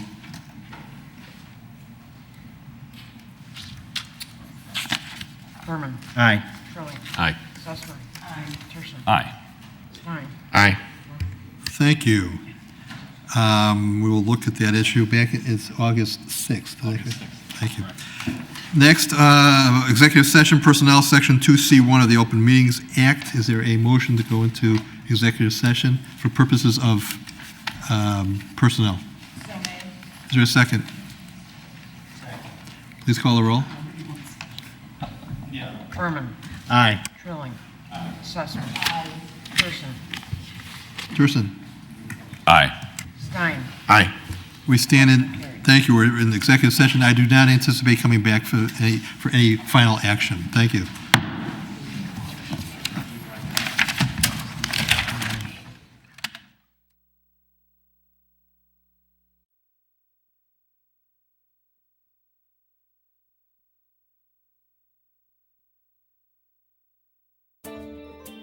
Everyone deserves the opportunity to learn new things, go new places, make friends, and have fun. Hi, thank you for visiting Northwest Special Recreation Association. We're so happy you've decided to join us. We have a great tour planned. We transport hundreds of participants to fun activities every day. Is everybody ready to go? Yeah! Okay, buckle up and let's get ready for fun. Whether it is a physical or an artistic experience or a learning or social activity, we make sure children and adults with disabilities have lots of choices. NWSRA is an extension of 17 park districts in the northwest suburbs of Chicago. And since 1973, we've provided outstanding recreation opportunities. Full-time staff and hundreds of part-time staff and volunteers deliver outstanding recreational experiences.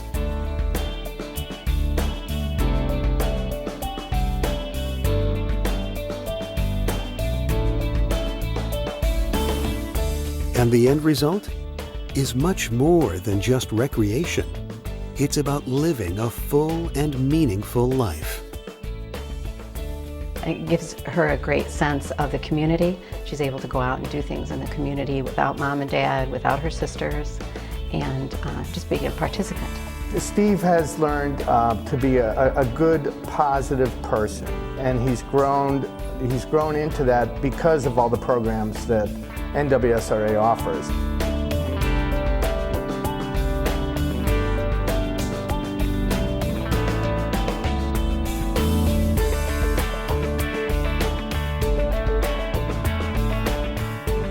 Thanks for joining us on our tour. We hope you enjoyed it.